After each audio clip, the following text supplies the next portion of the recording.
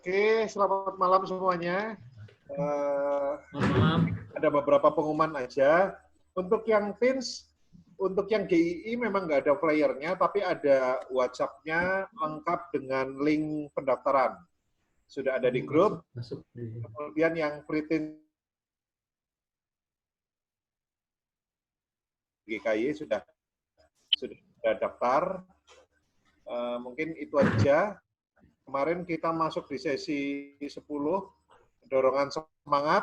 Nah, hari ini kita akan masuk di sesi 11, disiplin dengan koreksi. Oke, mungkin langsung Pak Rizal dan Bu Rina, silahkan. Terima kasih Pak Andi. Saya langsung share screen. Kita masuk sekarang di sesi 11, luar biasa ya. 11 minggu loh, 12 minggu nih. 70% perjalanan. Ya. Nah, ini adalah seperti yang kami katakan waktu itu, satu seri dari 9, 10, 11 sampai 15. Dan sekarang kita akan belajar mengenai disiplin dengan koreksi. Ya. Kemarin sesi 10 disiplin dengan dorongan semangat, sekarang disiplin dengan koreksi. Dan kita akan bicara mengenai tujuannya adalah melengkapi orang tua dengan berbagai metode yang tepat untuk mengoreksi perilaku anak. Karena kalau koreksi tepat itu bagus sekali tuh untuk pertumbuhan anak-anak. Gitu. Prinsipnya kita akan tetap pakai metodenya bagan disiplin, melanjutkan yang lalu, dan hal yang penting adalah ketajaman membedakan kekanak-kanakan, childishness dengan kebodohan atau foolishness akan membantu orang tua dalam menetapkan metode disiplin yang akan diterapkan. Jadi, sekali lagi, kita perlu tajam membedakan ini anak lagi childishness atau udah foolishness. Sehingga kita bisa pilih metode yang tepat. Nah, ayat yang mendahulunya adalah di halaman 477 itu, Ibrani 12 ayat 11, memang tiap-tiap ganjaran pada waktu ia diberikan tidak mendatangkan sukacita, tetapi duka cita. Tetapi kemudian ia menghasilkan buah kebenaran.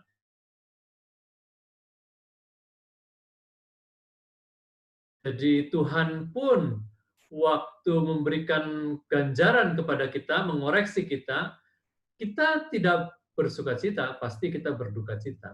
Tetapi duka cita seperti itu sangat diperlukan. Karena apa? Itu mendatangkan buah kebenaran, menghasilkan buah kebenaran, dan memberikan damai kepada kita. Nah, sama juga.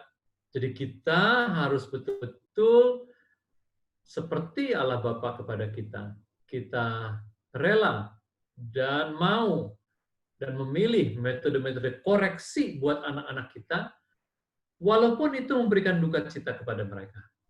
Karena nantinya akan mendatangkan sukacita bagi dia dan bagi kita. Karena akan ada buah kebenaran ya, yang memberikan damai. Nah, Bapak Ibu lebih senang mengoreksi atau memberikan semangat? Lebih senang sesi 10 atau 11? Memberikan semangat sesi 10, memberikan koreksi sesi 11. Nah, pasti lebih senang memberikan semangat ya. Ngoreksi itu nggak enak memang. Apalagi kalau harus sering-sering nggak menyenangkan memberi koreksi itu. Nah, bagaimana cara meminimalkan koreksi? Kita betul-betul melakukan lebih banyak sesi 10. Kalau sesi 10 kita lakukan dengan lebih banyak, mendorong anak-anak dengan semangat untuk keterampilan dan perilaku, maka koreksi akan cenderung berkurang. Ya, namun demikian kita tetap pasti akan perlu mengoreksi anak-anak ya.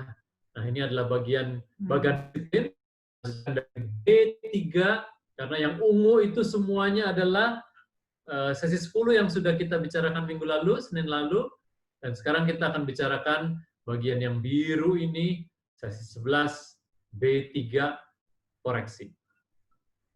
Nah, sekali lagi Bapak Ibu, sebelum mengoreksi, setiap kali kita mesti stop dan cek diri kita sendiri. apakah kita sudah lakukan yang bagian ungu, ya. Jadi, apakah saya sudah pernah memberikan dorongan semangat? Ya?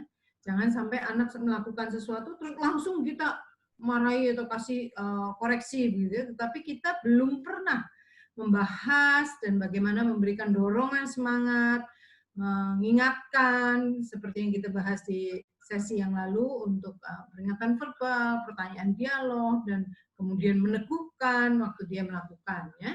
Jadi ingat-ingat, kalau kita belum melakukan yang ungu, sebaiknya lakukan sesi yang ungu sesi 10 dulu sebelum kita memberikan koreksi.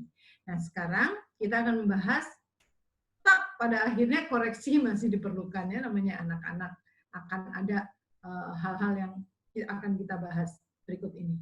Yaitu sebenarnya dari pertanyaan Bapak Ibu beberapa sesi-sesi yang sebelumnya, pernah menanyakan anak umur segini, ini begini, begitu. Nah, kita akan mempelajari terlebih dahulu dan mengerti bahwa ada fase-fase konflik, atau fase turbulensi.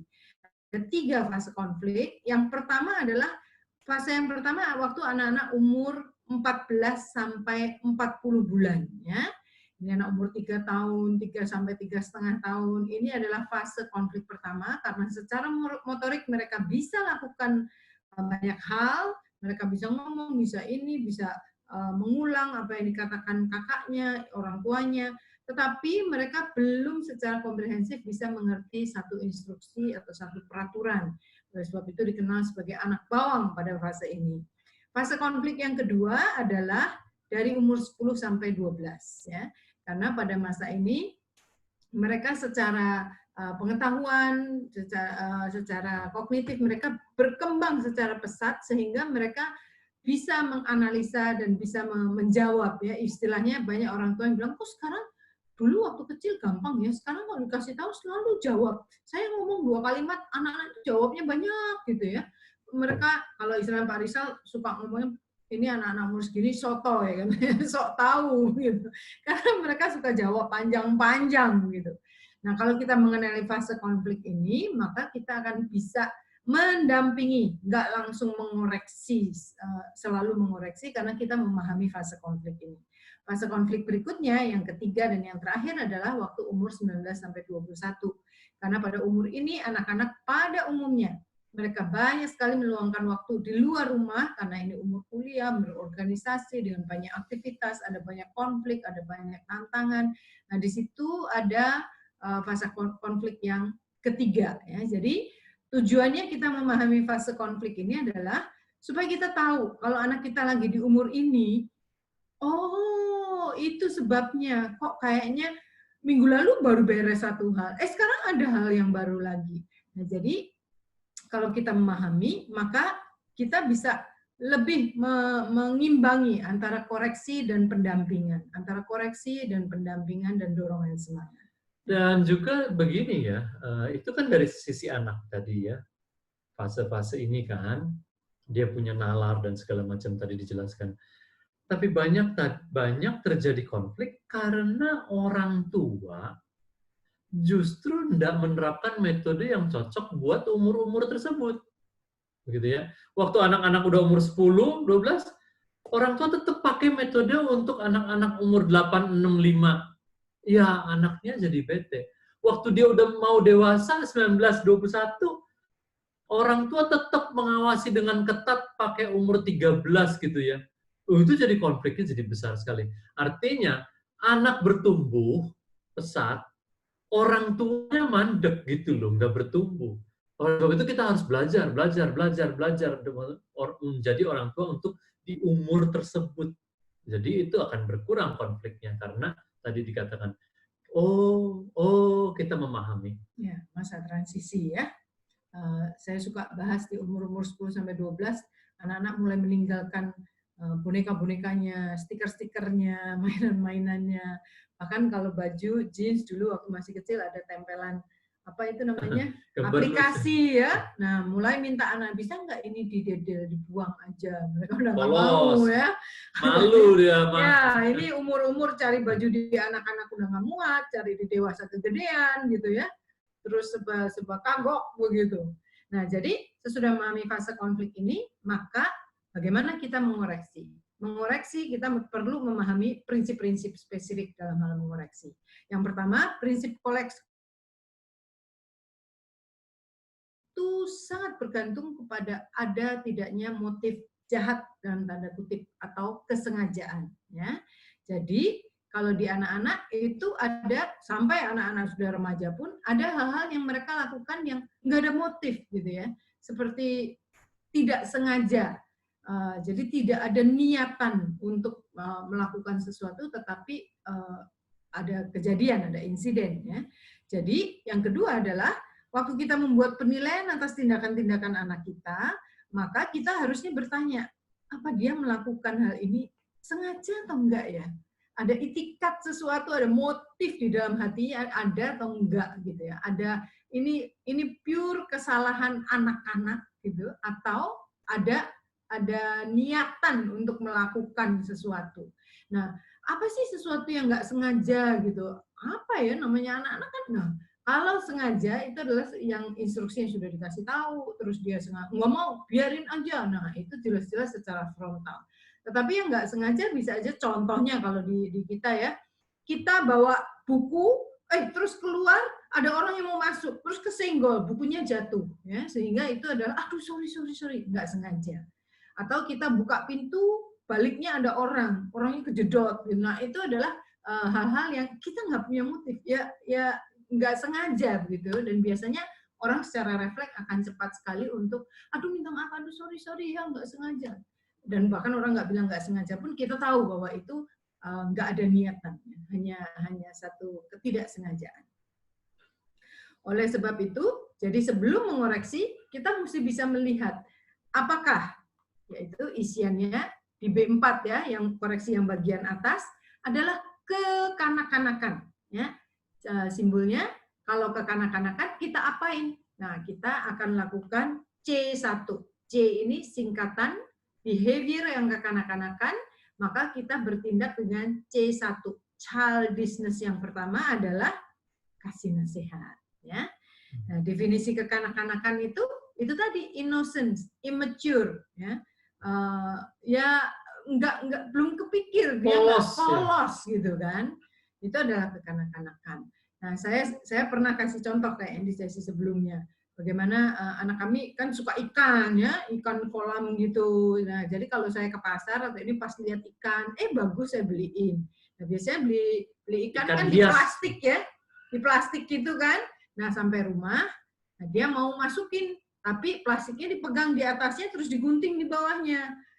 Ya tumpah gitu ya, airnya kemana-mana. Terus biasanya kita akan langsung mengoreksi, kesel karena apa? Karena konsekuensinya saya harus buka laci-laci, mesti beresin, mesti ngelap. Ini air ikan kan air kotor, jadi tapi itu adalah kekanak-kanakan. Dia nggak tahu bahwa kalau gunting plastik itu nggak boleh begitu, harus langsung di tempat kolamnya baru digunting di atasnya. Dia nggak memahami hal itu. Nah, itu adalah kekanak-kanakan. Waktu itu umur berapa ya? Umur 8, 7. Masih lebih kecil ya. Nah, itu adalah kekanak-kanakan. Jadi C1, kalau mereka melakukan sesuatu yang kekanak-kanakan adalah kita berikan nasihat dulu. Nah, pemberian nasihat itu berarti mengingatkan. Ya. Seringkali sebelum kejadian itu terjadi, sebelum malapetaka itu datang, kita suka mengingatkan, ya, nanti jangan begini, nanti lakukan yang ini. Nah, itu akan menghindari kesalahan karena kekanak-kanakan. Ya. Atau kalau udah kejadian, kita ingatkan. Jadi lain kali kalau buka, harus bawahnya pakai ember. Atau kalau udah ulang-ulang berkali-kali, nanti kita bisa berikan konsekuensi yang lebih lagi. Ya. Nah, kalau sudah berkali-kali diberi nasihat, lupa dia gunting lagi seperti itu, maka kita berikan konsekuensi C2. Ya, C2 adalah konsekuensi adalah nggak boleh pegang gunting. Kalau mau pegang gunting mesti bilang dulu, minta izin. Itu contohnya. Ya. Sebelum masuk ke C2, kami mau bahas dulu nasihat. Ya, dikatakan adalah nasihat. Nah, itu sangat berbeda dengan omelan. Ya, beda banget. Jadi jangan sampai nasihat itu jadi bentuknya omelan. Bedanya gimana? nadanya beda banget. Kalau nasihat, nada percakapan biasa. Kalau tadi soal ikan, nah itu gimana? Kamu pegangnya di atas. Kalau di atas kamu gunting ya pasti Ya. ambiar dia. Kalau nadanya tinggi, itu apa? Gimana sih? Kok di ini? Itu ya. Nadanya tinggi, itu omelan.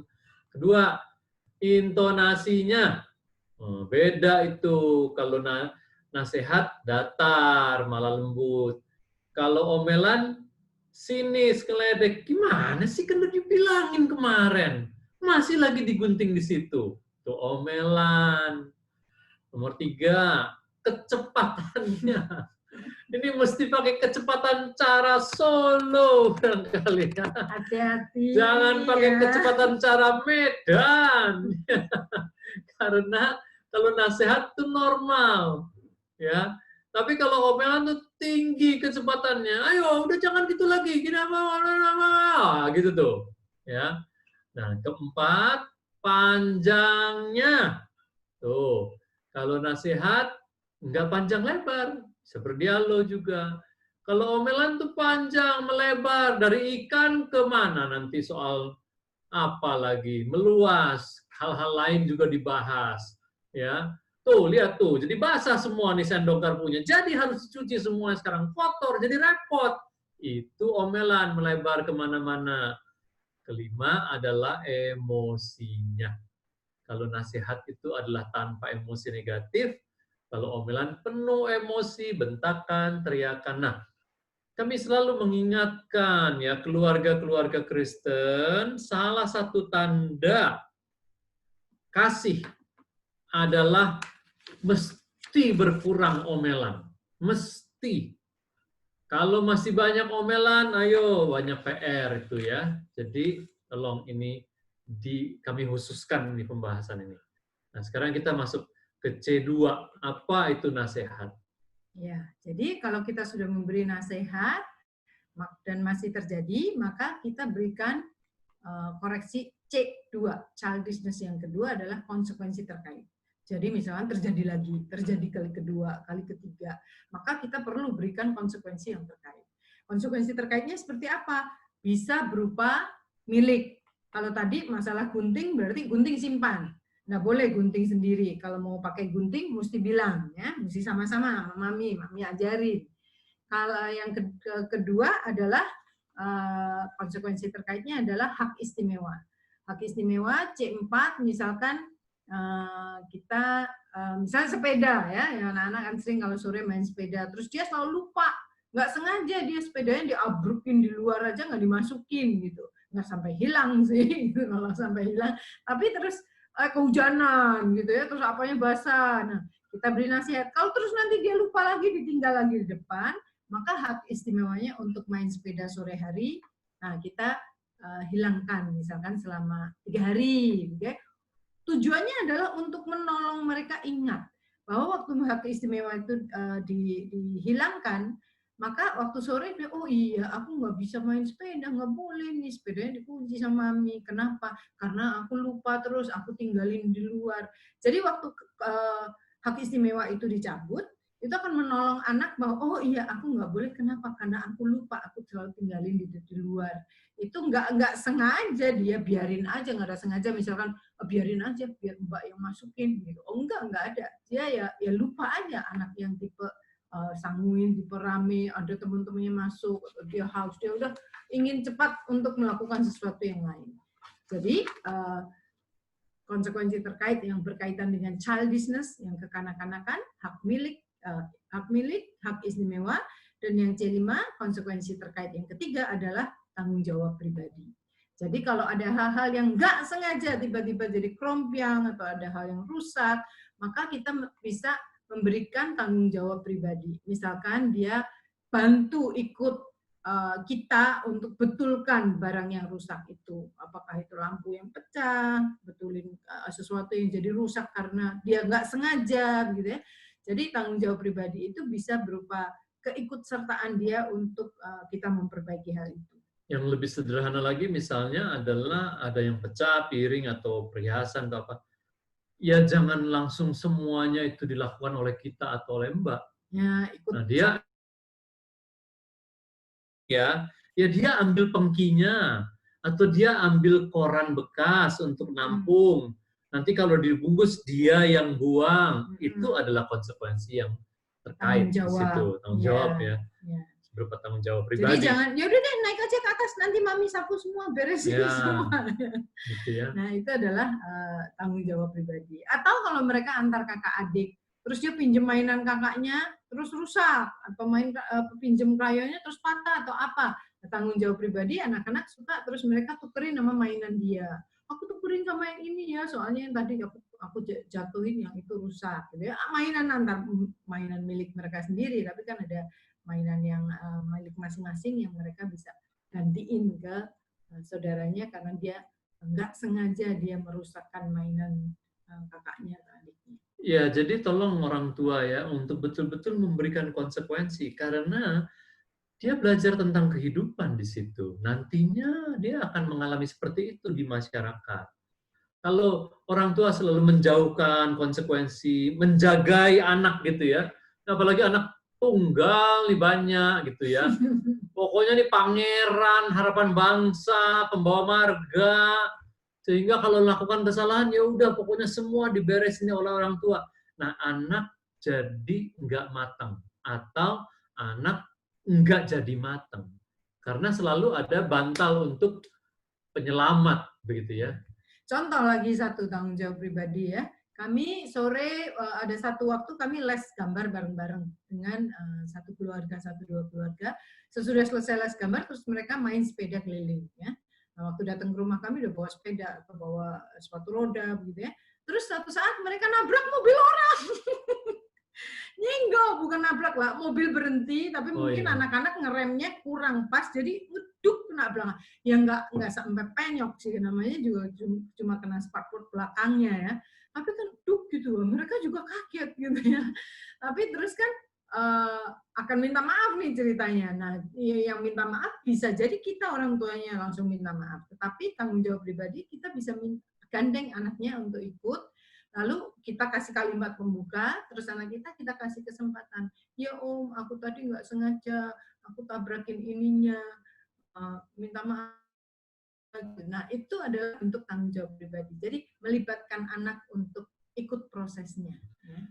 Juga kami ingin mengingatkan ya, peran dari pengasuh atau mbak di rumah. Jadi jangan sampai semua hal jadi mudah untuk dia atau sengaja dimudahkan, termasuk kesalahan-kesalahan itu jadi nggak ada apa-apa gitu. Nanti Mbak udah beresin semuanya atau apa gitu. Itu kasihan sekali. Ya.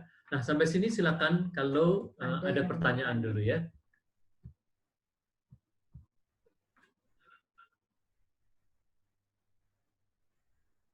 Kok Andi ya? Ada 2 pertanyaan Pak. Ada 2 pertanyaan. Ada pertanyaan di chat dulu? Ya, yang pertanyaan. Nggak ada suaranya kan? Halo, Pak Rizal? Lah? Pak Rizal? Halo? Sepertinya punya Pak Rizal ya? Ya, Pak Kris boleh tolong.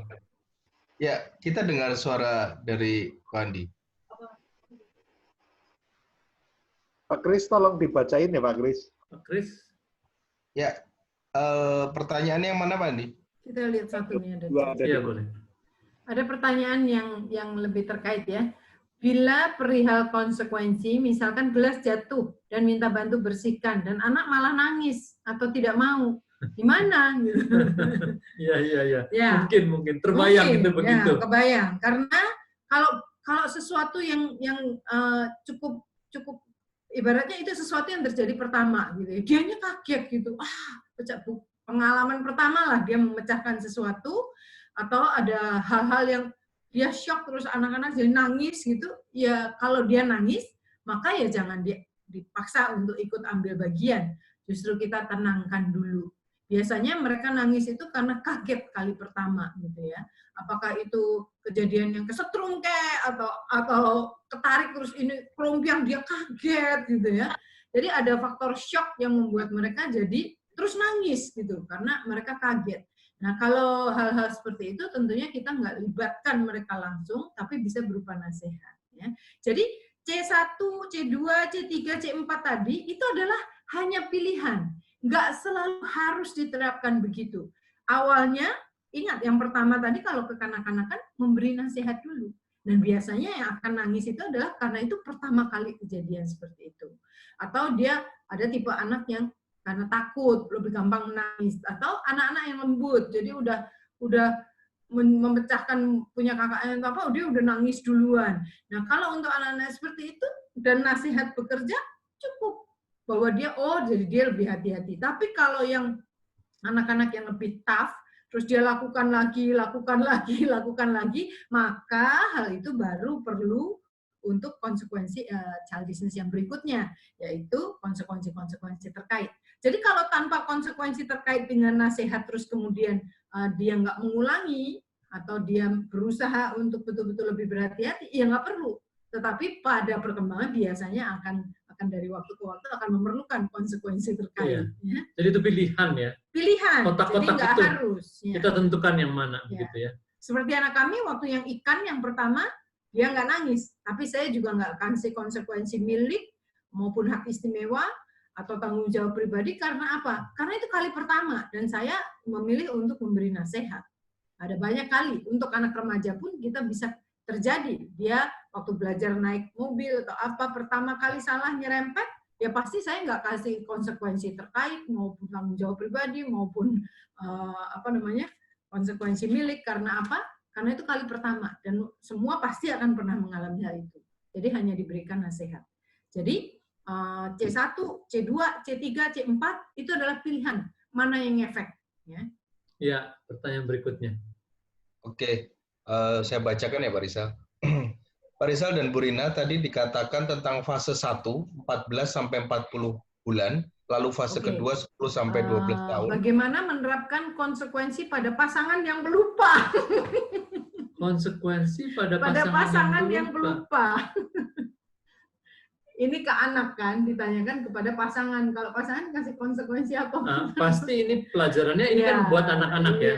Nah soal pelupa, tapi ini bukan pertanyaannya. Iya. Ya, jadi ini buat anak-anak, bukan buat pasangan nih, kasihan nanti. Gitu, buat anak-anak. Ya udah, bagaimana caranya? Sepakatilah saling mengingatkannya gimana, atau ditaruhnya di mana satu barang itu dan sebagainya, begitu ya. Atau dikait atau di apa, difasilitasi. Kalau masih tetap lupa-lupa ya akhirnya kita kasih misalkan kalau botol ya jangan dikasih Tupperware lah, begitu ya. Kasih botol yang lebih sederhana gitu. Dan ada kaitannya atau apa difasilitasi. Memang ada anak tipe sanguin yang pelupa gitu. Kami punya anak yang begitu. Pernah berangkat gitu ya karena suka baca. Kalau bahasa Jawa istilahnya getu ya. Pegang buku kalau udah baca lupa. Jadi dia mau berangkat les, dia jalan aja naik ke mobil, nggak pakai sendal, nyeker aja. Jadi sampai tempatnya, lu mana sendalnya? Nggak ada. Ya sudah lupa dan berkali-kali cukup beberapa kali terjadi seperti itu. Akhirnya di mobil selalu ada sendal cadangan. Oke, pertanyaan berikutnya. Ini pertanyaan berikutnya. Pak, kapan kondisi seperti apa sebut ke anak hukuman atau konsekuensi? Ayo, Pandi. Nggak ada suara. Halo. Pak Kris. Ini dengar suara saya, Pak? Pak Rizal, bisa dengar suara saya? Pak Rizal, bisa dengar suara saya? Nggak ada suara. Oh. Seperti ada gangguan kayaknya di tempat Pak Rizal ya. Kenapa nggak ada suara ya? Join audio. Ya kayaknya. Oh iya bisa. Oke, silakan. Sorry. Audionya kami ambil dari sini. Ya ini Pak Rizal ada beberapa pertanyaan. Pak, kapan nih kondisi seperti apa yang sebut ke anak ini hukuman, ini konsekuensi? Dalam apa? Gimana? Jadi kondisi seperti apa yang bisa kita katakan sama anak ini hukuman, ini konsekuensi? Ya, itu akan kita bicarakan Senin depan. Oke. Di bab 12.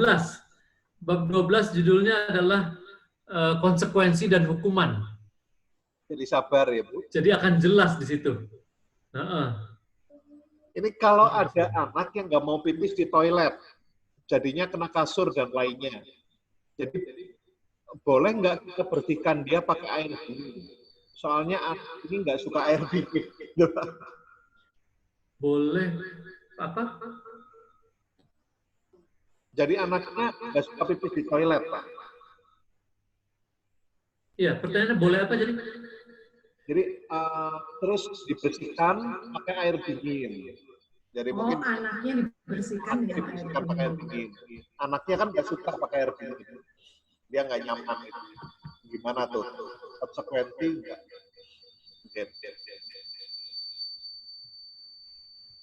Ya, tentunya menggema ya, Pak. Ya, ini mau kami matiin dulu. Halo? Tentunya Suaranya jadi bergema ya. pertanyaanku suaranya dari mana? Sini atau sini? Enggak, dari situ aja. Mungkin Pak Rizal pakai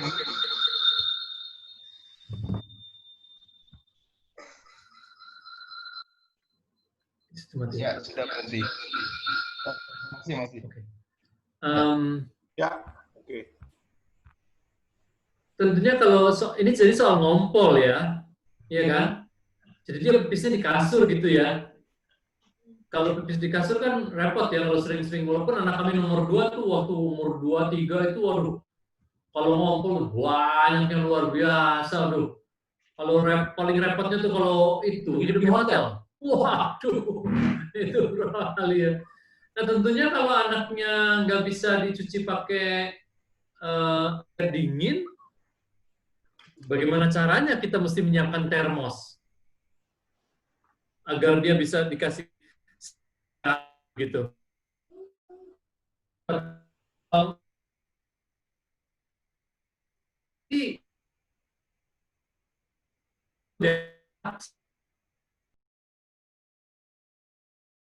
Tidur.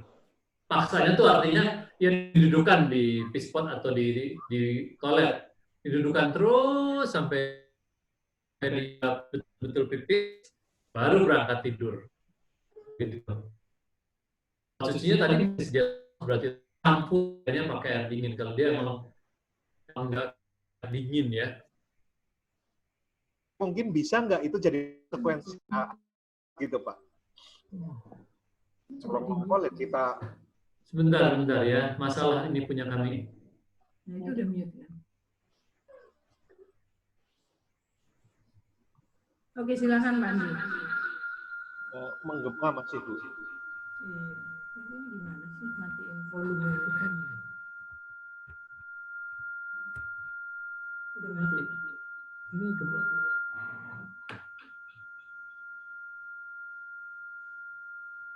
Karena kita nggak bisa dengar. Ini aja nggak usah.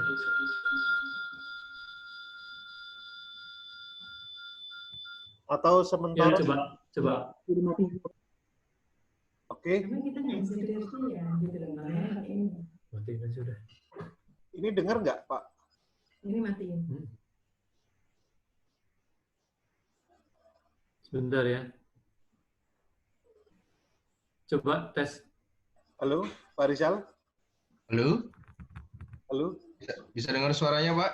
Wah, kok nggak ada suaranya ya? Atau sementara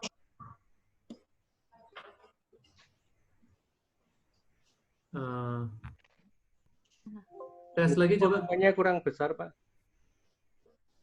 halo, Pak Rizal? Makanya ini dari account yang lain supaya. Halo, Pak Rizal? Di situ ini bisa, cuma ini kan suaranya tetap nggak bisa dimatiin. Halo? Coba lihat chatnya. Atau kita lanjut dulu sambil aku coba account ini. Ya, lanjut dulu aja ya. Lanjutin dulu. Ada 2 device yang nyala di satu tempat dan dua-duanya. Ini oke, saya baca chat aja ya. Ya. Saya baca chat aja. Oke, Pak. Oke. Jadi, ya kamu. Siapa? Dari yang mana sekarang ya? Ini soal ngomel dulu. Kamu itu dulu. Pak Bu, kadang yang bikin jadi ngomel karena ada pikiran. Ini semua bisa dengar ya? Bisa ya? Pak. Bisa, Pak. Bisa, Pak. Karena ada pikiran, satu, anak sedang tidak belajar karena kesalahan, terulang lagi. Dua, anak akan seperti apa kalau besar nanti? Ya, memang pikiran orang tua tuh, ini nanti kalau besar jadi apa? Jadi orang. Nggak jadi apa-apa sih. Tenang dulu Bapak Ibu ya. Kalau kesalahan itu berulang, enggak, nanti kita belajar di terakhirnya bagaimana frekuensinya dan sebagainya begitu ya. Jadi jangan pikir terlalu jauh gitu, kita jadi sepaneng gitu ya. Ini nanti makanya terus omelannya gini. Ini kamu jadi nah, jadinya begitu. Pikiran kita tuh seperti itu gitu. Padahal yang nggak usah dipikirin seperti begitu. Kalau kita lakukan sesi 10-nya dorongan semangat dengan baik, terus sesi 11-nya kasih nasihat, kasih konsekuensi terkait. Jangan diomelin, itu aja. Kalau anak-anak nggak diomelin, dia akan makin ngumbul. Dia makin tumbuh. Anak-anak yang diomelin terus, nah itu justru besarnya nanti jadi apa? Saya tanya sekarang sama Bapak Ibu. Anak-anak yang diomelin terus, besarnya jadi apa coba? Jadi penakut. Dia takut bertindak, takut mengambil keputusan, takut bertanya. Karena apa? Karena diomelin. Nah justru waktu dia lakukan kesalahan, terus nggak diomelin, dia akan berani nanti untuk bertindak lagi, mencoba lagi begitu.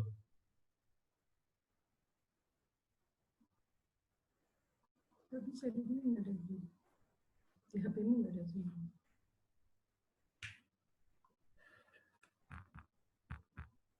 Berikutnya ya. Bagaimana mengatasi pikiran-pikiran itu? Ya, begini. Bagaimana mengatasi pikiran-pikiran itu? Ya, saya cuma bisa bilang, jangan mikir begitu. Gitu ya. Nanti anak kalau udah besar jadi apa? Justru kalau kita omelin, anak besarnya jadi nggak bagus. Anak sedang tidak belajar. Waktu diomelin, dia makin nggak bisa belajar. Waktu diomelin, kesalahan-kesalahan itu makin berulang. Begitu ya. Jadi itu jawaban. Kemudian berikutnya, bila mengenai fase konflik, apakah memang seiring dengan perubahan hormon pada tubuh mereka, atau lebih ke arah seiring dengan perubahan mereka secara interaksi sosial? Ya, betul. Secara interaksi sosial, dunianya makin lebar, makin luas. Waktu dia masuk dari 14-40 bulan tuh, pertama karena motoriknya lebih bagus, nalarnya, kognitifnya belum, begitu ya. Tapi waktu masuk 10-12, itu karena dunianya semakin luas, temennya semakin banyak, pengaruhnya semakin besar, dan sebagainya. Waktu mau masuk juga ke 19-21, sama. Itu dunia jadi lebih besar juga, begitu. Ya, jadi bukan karena hormon itu. Karena kalau hormon itu semua mengalami, padahal enggak begitu gitu ya. Bila perihal konsekuensi, misalnya gelas jatuh dan minta bantu bersihkan dan anak malah itu udah tadi ya, tadi udah itu. Kalau untuk pertengkaran saudara kandung, bagaimana konsekuensinya? Sekarang kita sampai mana tadi ya? Pertengkaran saudara kandung belum ya? Belum. Nanti dibahas di sesi berikutnya kan? Ya. Nanti ada khusus saudara kandung begitu ya. Tapi yang saya ingin ingatkan dulu pertama sekarang adalah Anda kurangi omongan waktu terjadi insiden. Kurangi omongan waktu terjadi insiden. Jadi saya kasih contoh aja dulu ya sekarang ya. Kalau anak-anak kami bertengkar dan itu sering terjadi, ya. Jadi stop. Dan saya juga jangan ngomong. Karena kalau saya ngomong jatuhnya ke ngomel. Gitu ya.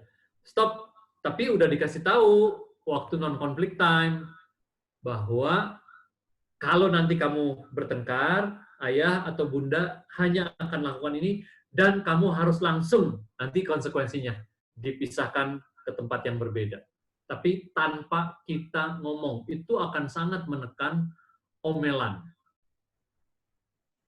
Kalau untuk pertengkaran, oke, nanti ada rekamannya. Bagaimana menerapkan konsekuensi pada pasangan seludah itu? Pak, kapan dan kondisi seperti apa? Sebut ke anak, ini hukuman, ini konsekuensi. Oh, tidak perlu kita bahasakan. Ini hukuman ya, ini lagi dikasih konsekuensi ya, begitu.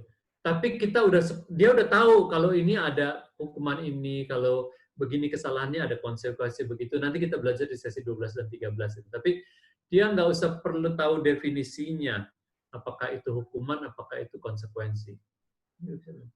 Belum. Kalau anak nggak mau pipis, ini udah tadi ya. Kadang yang bikin jadi, ini balik lagi ke atas. Oke, ini tadi dikatakan fase konflik 1, 2, 3 seperti itu. Dari satu fase ke fase yang lain ada gap year yang besar. Ini maksudnya refer kemana? Yang fase konflik itu ada hubungannya dengan pemberian konsekuensi. Fase-fase itu tadi sedang dikatakan bahwa di umur-umur itu 14-40 bulan, 10-12 tahun, 19-21, kita tahu tuh dengan perkembangan anak akan ada turbulensi kayak naik pesawat, ada awan, begitu. Itu kita udah ngerti aja sehingga kita siap secara mental. Itu bukan gap year, artinya di masa-masa itu lebih banyak masalah, begitu ya, lebih banyak turbulensi karena banyak awan, gitu. Sehingga kalau kita mengerti, kita udah siap, gitu. Misalnya tadi saya katakan, lebih nggak ngomong, lebih langsung, oke, nanti. Jadi konsekuensinya ya tentunya tetap setiap ada insiden apa konsekuensinya kita pikirkan. Anak saya 3 tahun rajin sekali beres-beres mainan sendiri tanpa diperintah, bagus. Rajin buang sampah ke tempat sampah, kadang-kadang terlalu baik, cuci bajunya sendiri. Oh, hebat sekali nih. Bantu cuci piring walau malah ngerepotin, ya.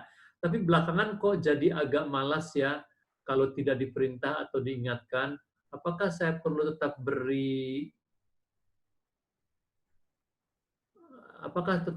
push beri nasihat? Sekarang ini nasihat yang saya pakai adalah baik versus jelek. Obey sama Tuhan Yesus atau enggak obey sama Adam seperti Adam dan Hawa. Tentunya dia selalu pilih baik dan obey kalau ditanya. Tapi kadang perlu effort lebih baik untuk dia ambil keputusan dengan mengulang pertanyaan.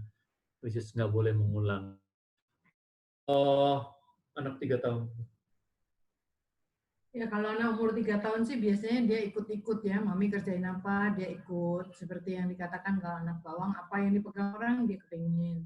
Atau ada musim, dia lagi belajar sesuatu, lagi asik, terus nanti sebentar dia bosan, ganti lagi yang lain, gitu. Jadi, dia, maksudnya umur 3 tahun belum tanggung jawab pribadi dia ya. Jadi ini kan pembelajaran motorik, pembelajaran ini itu ya wajar-wajar aja. Kita bisa kasih dan libatkan di sesuatu yang menarik untuk dia. Dan kalau dia udah cukup fasih, biasanya terus dia coba lagi yang lain.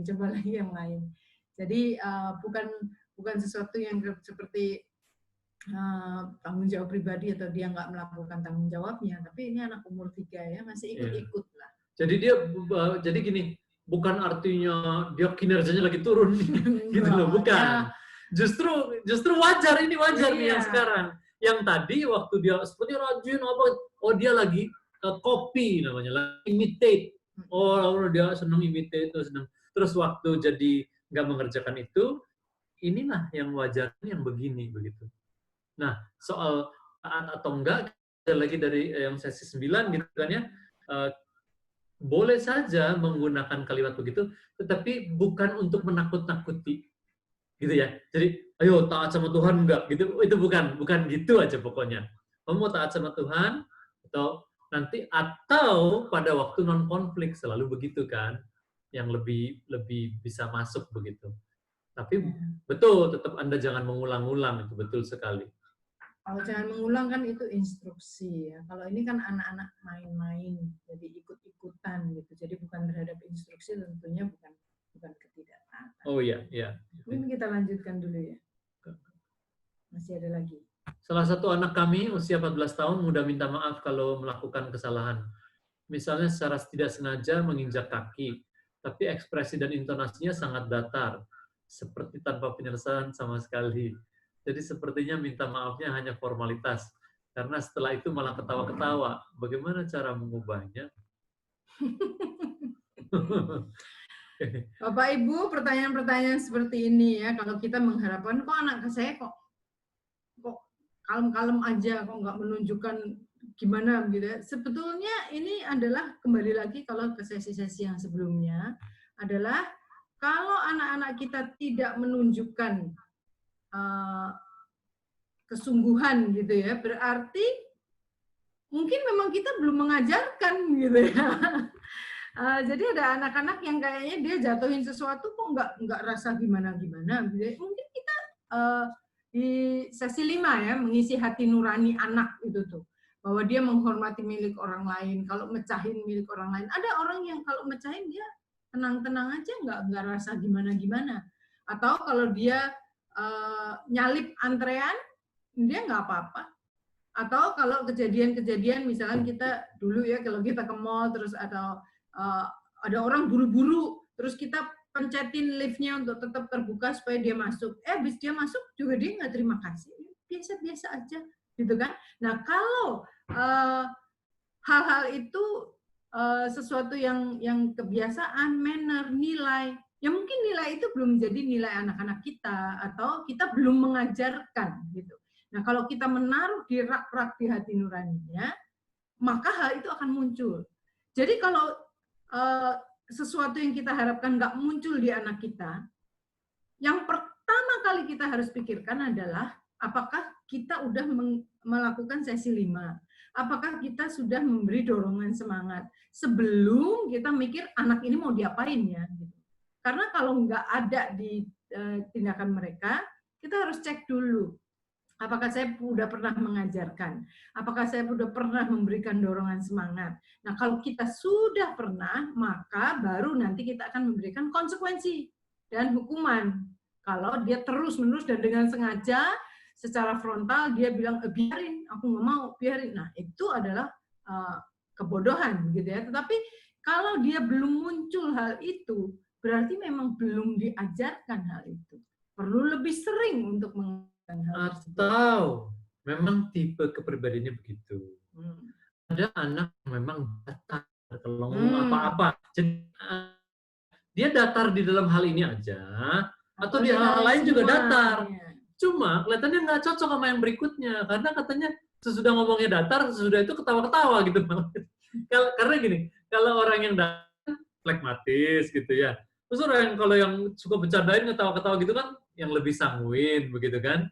Nah, jadi Anda harus mengenal, dan untuk anak umur 14 tahun ya sudah Anda mesti tanya, kamu maksudnya apa tadi waktu gitu? Ya, ini nadanya gitu ya. Nadanya gitu ya. Jangan, kamu apa sih kok nggak ketawa? Kok datar gitu sih, lempeng banget, kayak nggak ada minta maafnya. Nah, itu ngomel gitu ya. Atau misalnya gini, kok ketawa-ketawa gitu sih, apa sih? Nggak bener deh gitu ya. Itu ngomel. Kalau kita berdialog dengan dia, kita tanya, kamu kalau mami nggak ngerti sih, mami lagi ngerti, mencoba mengerti kamu nih. Pertama, kenapa kamu begini? Kedua, kenapa kamu ketawa-ketawa? Itu harus ditanya ya dari yang bersangkutan ya, untuk kita tahu. Dan menyepakati apa kemudian, bagaimana nanti. Berikutnya, bagaimana menerapkan konsekuensi pada anak yang sering tidak pegang janji. Misalnya udah janji habis makan jelly akan makan nasi. Tapi habis makan jelly tetap tidak mau makan nasi, dan banyak keadaan sejenis untuk anak batita. Nah, ini dia ya. Ini lucu-lucu nggak lucu nih. Gini ya. Kalau anak umur 3, iya, kalau dia habis makan jelly, ya dia jelas pasti nggak akan bisa makan nasi. Jadi kita yang harus udah ngerti gitu loh. Kalau anak umur 3, perutnya kecil, ya kalau dikasih jelly, nasinya orang iso bungono loh. jangan dikasih. Jadi kalau dia karena dia pengen, dia cuma jawab. Nanti habis makan ini makan nasi ya. Dia cuma jawab iya gitu. Itu bukan janji sih. Bukan janji dalam pengertian kita orang besar gitu loh, bukan. Dia cuma bilang, ya pokoknya saya pengen yang ini, terus nanti disuruh bilang iya ya iya aja. Terus waktu dia udah makan, dia bisa makan nasi. Iya, sekali lagi yang namanya anak bawang itu antara yang diomong, itu tuh dia nggak ngerti apa yang dia omong. Oleh sebab itu kalau main home pimpa, kalau kalah, kamu yang ngejer. Ya, bilangnya iya. Tapi home pimpa dia kalah, dia tetap aja nggak mau ngejer. Karena apa? Ya pokoknya dia nggak ngerti. Iya. Jadi anak umur 3 ya begitulah. Nah ini tadi Anda yang dampingi aja. fase konflik itu. Kitanya yang mesti lebih bisa bagaimana kita menolong dia. Iya. Ya kalau sebelum jam makan jangan dikasih snack. Kalau dikasih coklat 1 bar ya udah kenyang lah. Atau kalau main semput-semputan, jangan main home pimpa sama dia gitu. Kalau dia nangis melulu kalau kalah gitu, dia jangan main home pimpa sama dia. Karena dia nggak ngerti. Wah aku gini kalah, tadi aku gini kalah. Dia nggak ngerti, gitu ya. Belum bisa dia. Jadi kita mesti paham gitu ya. Yeah. Pertengkaran saudara kandung nanti akan dibahas sesi 15. Feedback ini udah. Hukum ya. Oke, sekarang kita lanjutkan dulu ya. Kita akan masuk. Tadi itu semua adalah mengenai kekanak-kanakan. Nah, sekarang kita mau masuk ke yang berikutnya, yaitu di B5. Bentar ya, saya klik di sini ya. Ya. Ya, jadi kita sudah melihat bahwa kalau nggak ada motif kekanak-kanakan, hal-hal tersebut yang kita lakukan.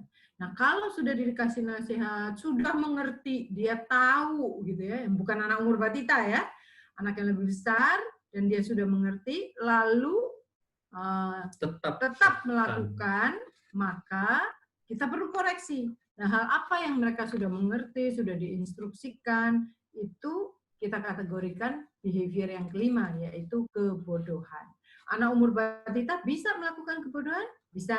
Biasanya adalah kalau dibilang nggak boleh keluar dari satu tempat ya, terus dia dengan sengaja kakinya keluar dari garis itu sambil dia lihat ke maminya, karena ngetes ya apakah dia betul-betul nggak boleh atau mami diem aja. Kalau mami diem aja maka dia akan pelan-pelan dia berinsut-insut terus dia keluar gitu ya.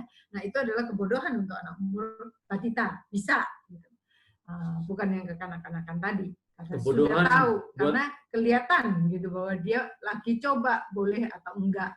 Kebodohan buat anak umur 8 misalnya. Nah, kalau kebodohan untuk anak umur 8 adalah anak yang sudah dikasih tahu, sudah dikasih nasihat, lalu dia dengan sengaja dia melakukannya. Nah, biasanya sekali lagi seperti di sesi 5 ya, mengisi hati nurani, kita suka tanya, kamu deg-degan enggak? Kamu tahu enggak sebelum kamu melakukan hal itu sebetulnya ada ibaratnya dia nggak damai sejahtera lah, sebenarnya dia ingin harusnya nggak boleh gitu ya. Nah itu adalah ciri-ciri bahwa dia akan melakukan kebodohan, sesuatu yang dia udah tahu tapi tetap dia lakukan atau dia langgar. Nah kalau anak-anak melakukan kebodohan, apa yang kita lakukan ya? Yang pertama tentang kebodohan kita bahas dulu ya. Definisi kebodohan adalah pembangkangan yang disengaja dan pemberontakan yang terang-terangan. Itu adalah yang dikatakan di Alkitab sebagai satu kebodohan, foolishness. Ya. Itu terang-terangan. Orang anak tidak bertindak kekanak-kanakan kalau dia tidak taat. Ya. Dia bertindak bodoh. Perilaku bodoh ini yang harus dikoreksi, tetapi orang tua tidak seharusnya mengoreksi semua perilaku bodoh dengan cara yang sama dan bobot konsekuensi yang sama. Nah, prinsip koreksi yang kedua adalah hukuman atau konsekuensi harus sesuai dengan perbuatan itu, karena hukuman akan menentukan nilai satu pelanggaran. Ya. Jadi bobotnya hukuman itu akan berkorelasi dengan pelanggarannya seberapa berat, gitu ya, supaya berimbang konsekuensi atau hukuman sesuai dengan tingkat pelanggarannya.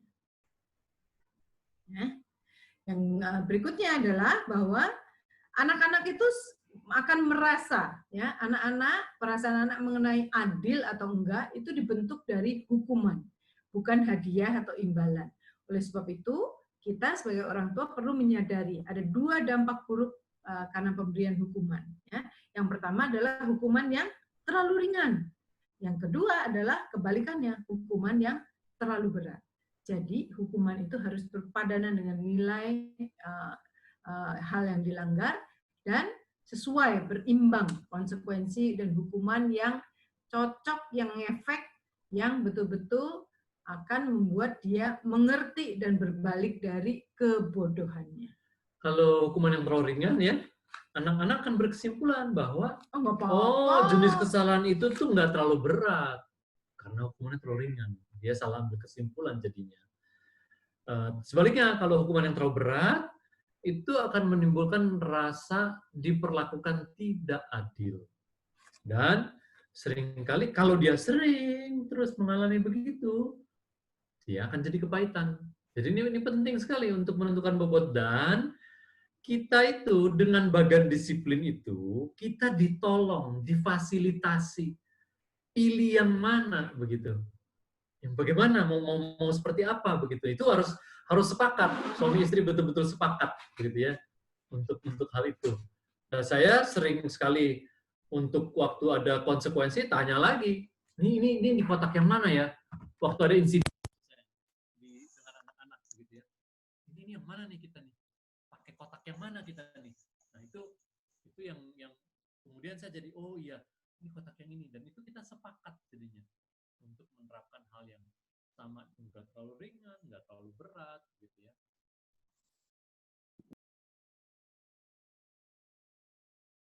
Nah, ini yang bagian C sekarang. Sorry Pak Riza, suaranya jadi kecil sekali Pak. Mempertimbangkan 4 faktor berikut sebelum memberikan keputusan yang adil. Ini juga untuk soal nanti nggak terlalu ringan, nggak terlalu berat. Kita lihat 4 faktor ini, begitu. Yang pertama. Ya, faktor yang pertama adalah frekuensi dari pelanggaran. Ya. Jadi seberapa sering dia melakukan hal ini, itu akan menentukan jenis koreksinya nanti seperti apa. Kalau udah sering, ulang lagi lakukan hal yang sama. Lebih keras hukumannya. Kalau ini baru sekali atau 2 kali atau 3 kali, nggak akan mendapat hukuman yang keras. Yang kedua adalah umur.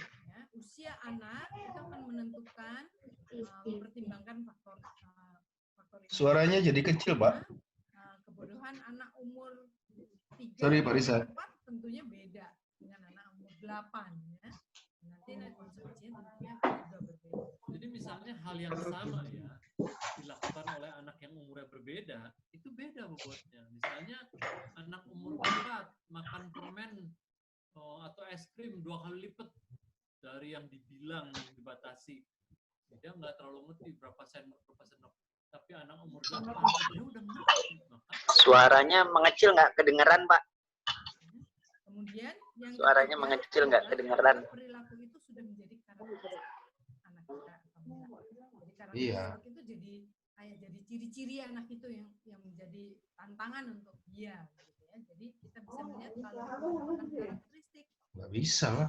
Mau menghilangkan hal itu, kita perlu membuat. Mungkin bisa ditelepon aja Pak Kris atau Pak Andi. Anaknya suka ngamuk. Itu karakteristiknya. Begitu. Nah, itu Bro Andi, ditelepon aja Pak Rizal ya. Lebih hukumannya harus lebih keras. Tapi kalau misalnya dia lagi capek banget. Gitu, sebentar. Terus dia ngamuk. Oh, itu bukan karakteristik dia begitu. Ya. Coba. Halo Andi, suaranya hilang ya? Sekarang ada nggak suaranya? Sudah. Suaranya ada nggak sekarang? Sudah. Muncul?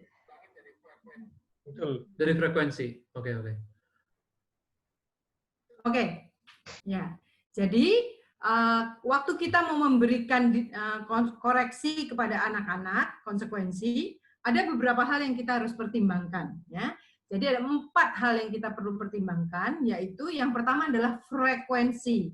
Frekuensi dari pelanggaran itu artinya seberapa sering anak ini melakukan hal ini. Gitu ya. Yang kedua adalah umur anak. Nah, tentunya kalau umur anak umur 3 tahun melakukan kebodohan dan anak umur 8 tahun melakukan kebodohan yang sama, konsekuensinya tentunya bisa berbeda. Demikian juga adalah apakah hal itu, kebodohan spesifik itu udah jadi ciri-ciri anak itu, jadi karakteristik anak tersebut atau enggak.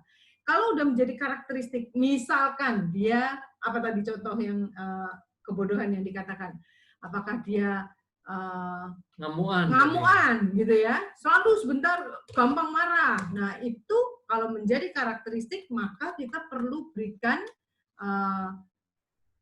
konsekuensi yang lebih berat gitu ya.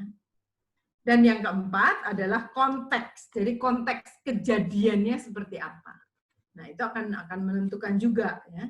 Jadi kalau dia lagi mengalami tekanan dari teman-temannya atau diledekin karena biasanya dia nggak begitu, tetapi karena dia ditantangin ya, dipanas-panasin sama teman-temannya, sehingga dia melakukan kebodohan, sesuatu yang nggak boleh terus dia langgar, karena konteksnya adalah dia dikomporin oleh teman-temannya mendapatkan tekanan.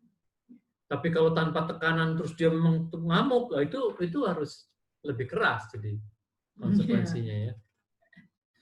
Jadi ini adalah nanti untuk menentukan juga 1, 2, 3, 4 ini adalah seberapa ringan, seberapa berat, begitu ya. Tadi kan jangan sampai terlalu ringan, jangan sampai terlalu berat. Dengan apa ngukurnya? Dengan ini, dengan empat kriteria ini. Ya. Oleh sebab itu, sekarang kita akan bahas ya ketiga tingkat pelanggaran ya. Bagaimana kita mengoreksi kebodohan nih. Kalau udah jadi kebodohan, udah dikasih bukan kekanak-kanakan, udah kasih nasihat, tapi kebodohan betul-betul udah tahu, tapi dia sengaja, dia melanggar. Nah, maka kita akan memberikan hal-hal berikut ini ya. Yang pertama adalah koreksi verbal. Jadi sekali lagi seperti nasihat, tapi ini adalah koreksi. Jadi kita memberikan koreksi verbal yang menegur dia, menegur kebodohannya. Ayah sudah bilang kalau ini diingetin gitu ya, koreksinya berupa verbal. Yang kedua, jadi bisa salah satu dari ketiga hal ini ya, nggak harus dalam urutan ini. Yang kedua adalah teguran dan tindakan. Contohnya yang tadi anak umur 3. Kalau dia nggak boleh ke dapur, terus dia nengok-nengok kita, terus kakinya mulai menjulur ke dapur, terus kalau kita nggak bereaksi, terus dia mulai bergeser, terus dia mulai masuk, nah, maka kita tentunya koreksi verbal untuk anak umur 3 sekali lagi nggak akan efektif. Maka kita pilih yang teguran dan tindakan. Teguran dan tindakan artinya kita langsung ambil dia, angkat, balikin lagi ke tempat yang dia harusnya main. Nggak boleh di dapur, ya. Karena ada air panas, ada api, dan nggak boleh untuk dia. Bahaya, begitu. Nah, itu adalah jenis koreksi yang kedua. Ya. Jadi bisa berupa teguran dan tindakan. Atau bisa juga, kalau masih seperti itu, maka kita bisa berikan hukuman yang lebih keras. Nah, hukuman yang lebih keras ini kita akan bahas di sesi 12. Contoh, anak balita yang melakukan bodohan. Misalkan, kalau dia duduk di high chair, makan, ya, terus dikasih mainan, sengaja dia buang, dia ketawa-ketawa. Kita ambilin lagi, ini mainannya untuk dia pegang. Dia sengaja lagi dia lempar, gitu ya, dan kelihatan bahwa dia sengaja melakukannya. Nggak boleh dilempar. Nah, waktu dia lempar kali ketiga, maka teguran dan tindakan adalah ya udah nggak diambil mainannya sampai selesai makannya, nggak usah pegang mainan lagi ya. Nah kalau dia masih lakukan terus teguran dan tindakan, terus dia masih melempar sesuatu yang lain, hukuman yang lebih keras adalah misalkan kita bisa dudukin dia di situ beberapa saat ya. Sesudah makan selesai nggak boleh turun, dudukin didorong ke tembok sehingga aman. Terus dia harus duduk di situ untuk beberapa saat. Nah, itu boleh menjadi hukuman yang lebih keras untuk kebodohan dalam tanda kutip anak umur balita. Ya. Dan hukuman lebih keras untuk ini nanti kan semuanya akan dibahas di yang berikutnya ini nih, rasa sakit. Jadi anak-anak harus mendapatkan rasa sakit tertentu. Nah, rasa sakit itu akan dibahas di F1. F1 itu udah bagian yang merah nih. Itu adalah sesi 12 nantinya. Jadi ini kita udah menghabiskan yang sesi biru semuanya. Sesi 11 itulah koreksi untuk kekanak-kanakan yang di atas dan kebodohan yang di bawah. Kalau itu masih terjadi dalam frekuensi yang lebih sering, untuk usia anak lebih besar, karakteristiknya begitu, oh dia perlu mendapatkan rasa sakit. Ya, dan itu yang nanti akan dibahas di sesi 12. Nah, sekarang kami persilakan untuk bertanya lagi sampai sini.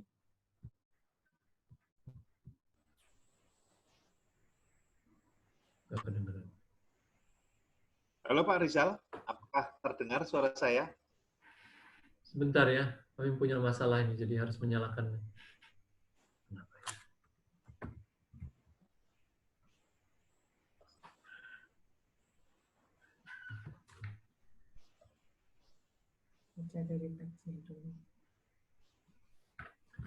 Saya baca ya dari. Halo Pak Rizal. Sebentar.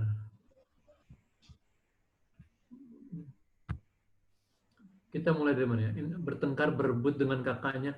Jika anak saya 3 tahun bertengkar dan berebut dengan kakaknya, memukul, padahal kami sudah ajarkan dan kasih tahu bahwa tangan untuk menyayangi dan sudah saya ajarkan berkali-kali. Dan saya juga beri konsekuensi berdiri, tapi sebetulnya tidak dia rasakan, sebaiknya lakukan apa? Jadi kalau bertengkar, dia memukul, kemudian sudah diberikan konsekuensi, dia masih melakukan, berarti konsekuensi yang diberikan itu masih belum cocok. Dia harus diberikan yang lebih keras lagi nanti ya. Misalnya rasa sakit begitu. Itu penting sekali, apalagi ini udah mukul begitu ya. Walaupun pukulan anak umur 3 belum keras, tapi itu harus segera dipadamkan kebiasaan itu. Tapi konsekuensi yang lebih keras kita akan bahas di sesi 12 ya. Bisa berikan contoh-contoh jenis-jenis hukuman yang cocok untuk anak usia 4-6 tahun.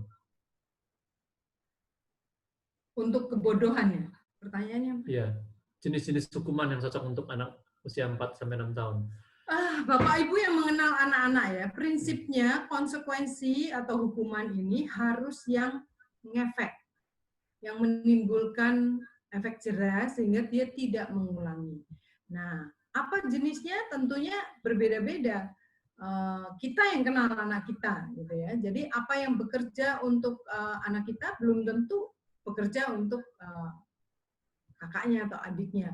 Contohnya, kalau bentuknya isolasi, gitu ya. Nah, untuk anak kami yang pertama malah seneng karena dia anak sulung dengan adik-adik kecil. Kalau dia diberikan isolasi, wah itu dia merdeka, nggak ada yang gangguin gitu. Jadi itu bukan menjadi konsekuensi, malah jadi hadiah. Tetapi kalau untuk anak kami yang ketiga, dengan dia anak yang sanguin, anak yang seneng gaul, kalau dia diisolasi, wah itu ngefek banget. Nah, ada anak-anak yang dalam tanda kutip pain proof. Jadi lebih baik dia dihukum yang keras, terus abis itu udah selesai, udah ini ya. Jadi lihatlah konsekuensi apa yang lebih ngefek. Apakah konsekuensi terkait ataukah hak istimewa? Hak istimewa misalkan kalau saya pergi belanja biasanya anak-anak boleh ikut gitu ya. Nah itu kalau hak istimewa misalkan karena dia nggak menuruti, terus dia melakukan kebodohan, dia campur ini, dia jatuhin nggak kembaliin, atau dia lari-lari dan kita udah ingatkan di tempat belanja, maka dia nggak boleh ikut, itu dia, aduh dia seneng, dia belanja itu ikut lihat-lihat, dia suka. Jadi konsekuensi nggak boleh ikut belanja itu efek karena dia mengingat. Ya.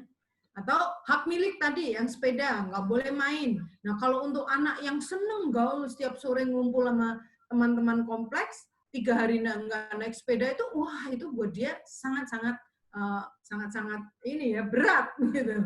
Jadi jenis yang mana? Kita yang mengenal anak-anak kita coba mana yang bekerja gitu ya. Dan biasanya kita akan tahu gimana bekerjanya adalah ya mereka nggak mengulang lagi. Kalau mereka masih ulang lagi, berarti hukumannya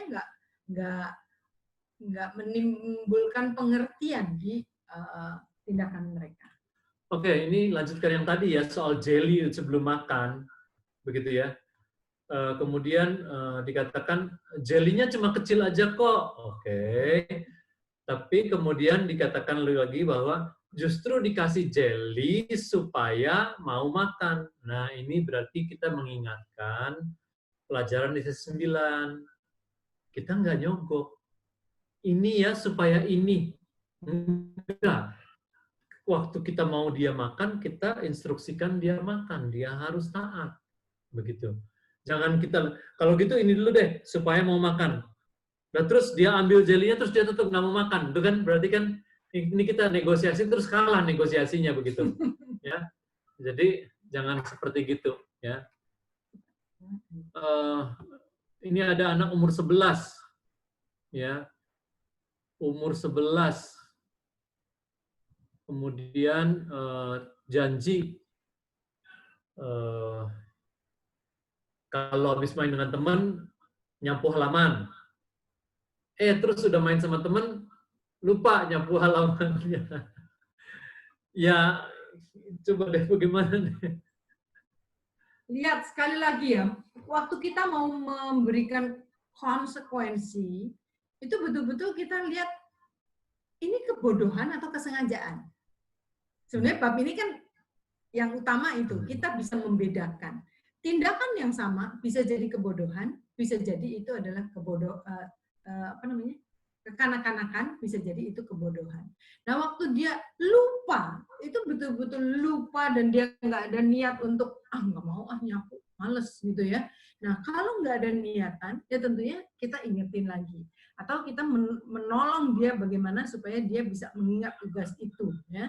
Nah, jadi kita bisa memberikan nasihat. Kemudian menolong dia untuk bisa melakukan apa yang dia janjikan gitu ya.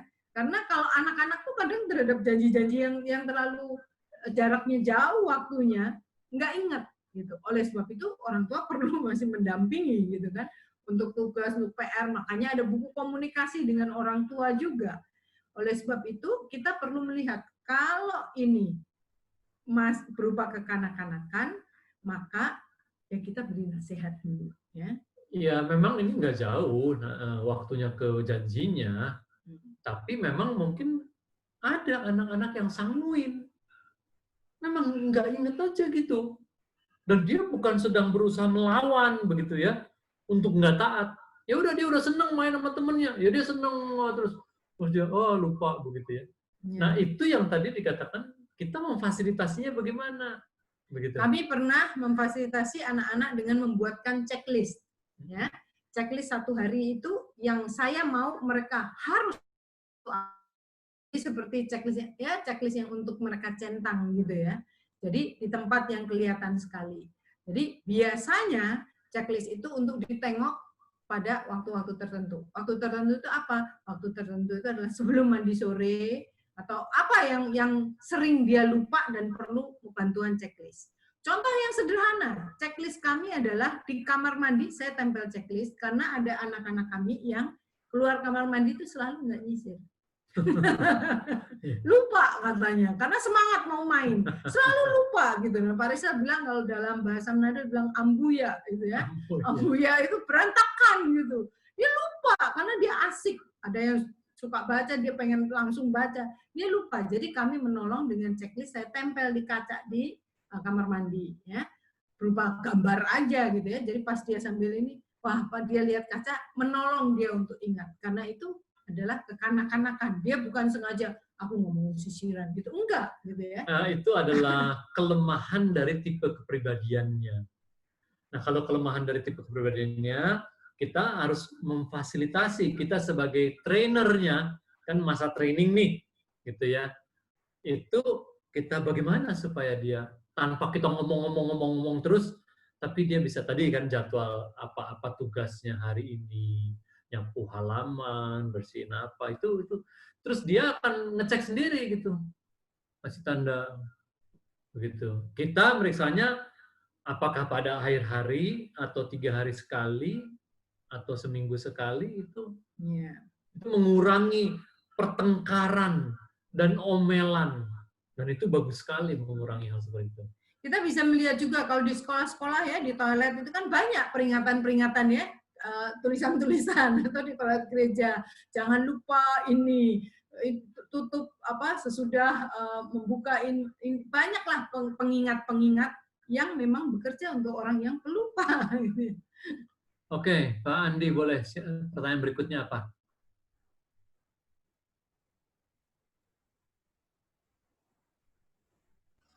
Suaranya udah dengar lagi, Pak? Ya. Udah ya? Ada yang kelewat nggak ya? Ada. Bentar, tadi ada yang minta tips, Pak. Dari Pak Agus.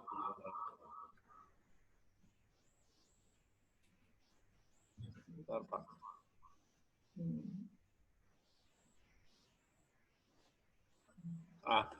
Apakah ada tips untuk menghadapi mood swing anak remaja? Kadang adiknya hanya bersuara sedikit atau bergerak sedikit saat si kakaknya bad mood. Kadang nggak teridentifikasi penyebabnya apa, si kakak merasa adiknya memancing keributan.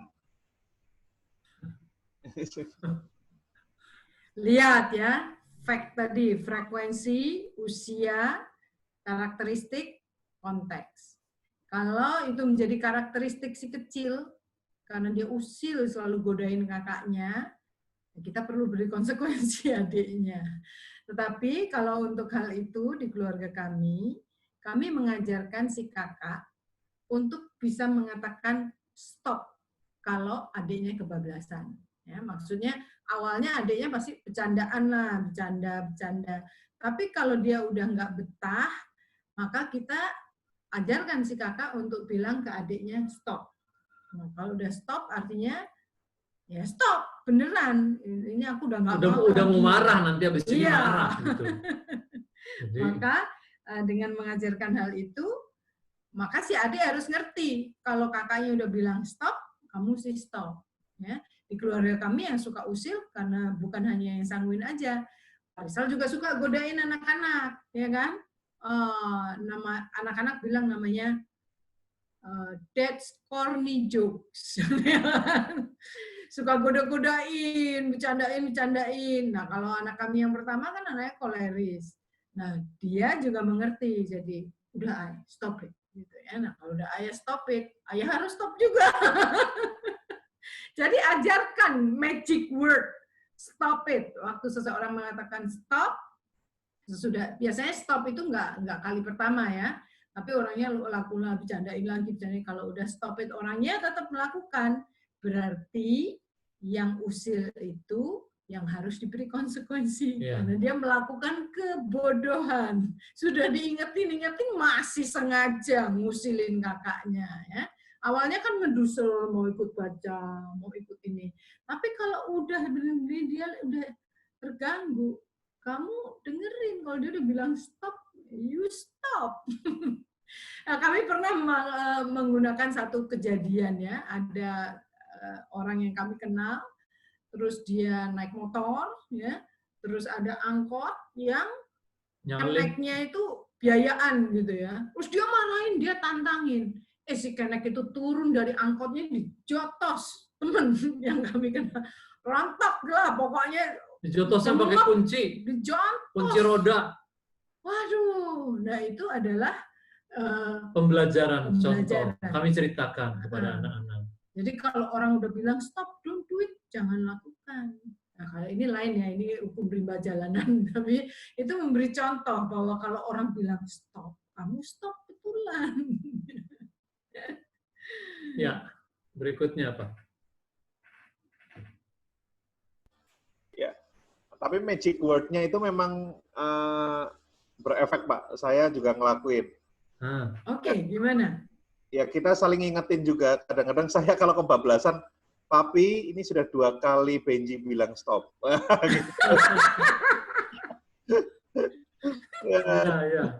Ya. Ini bagus.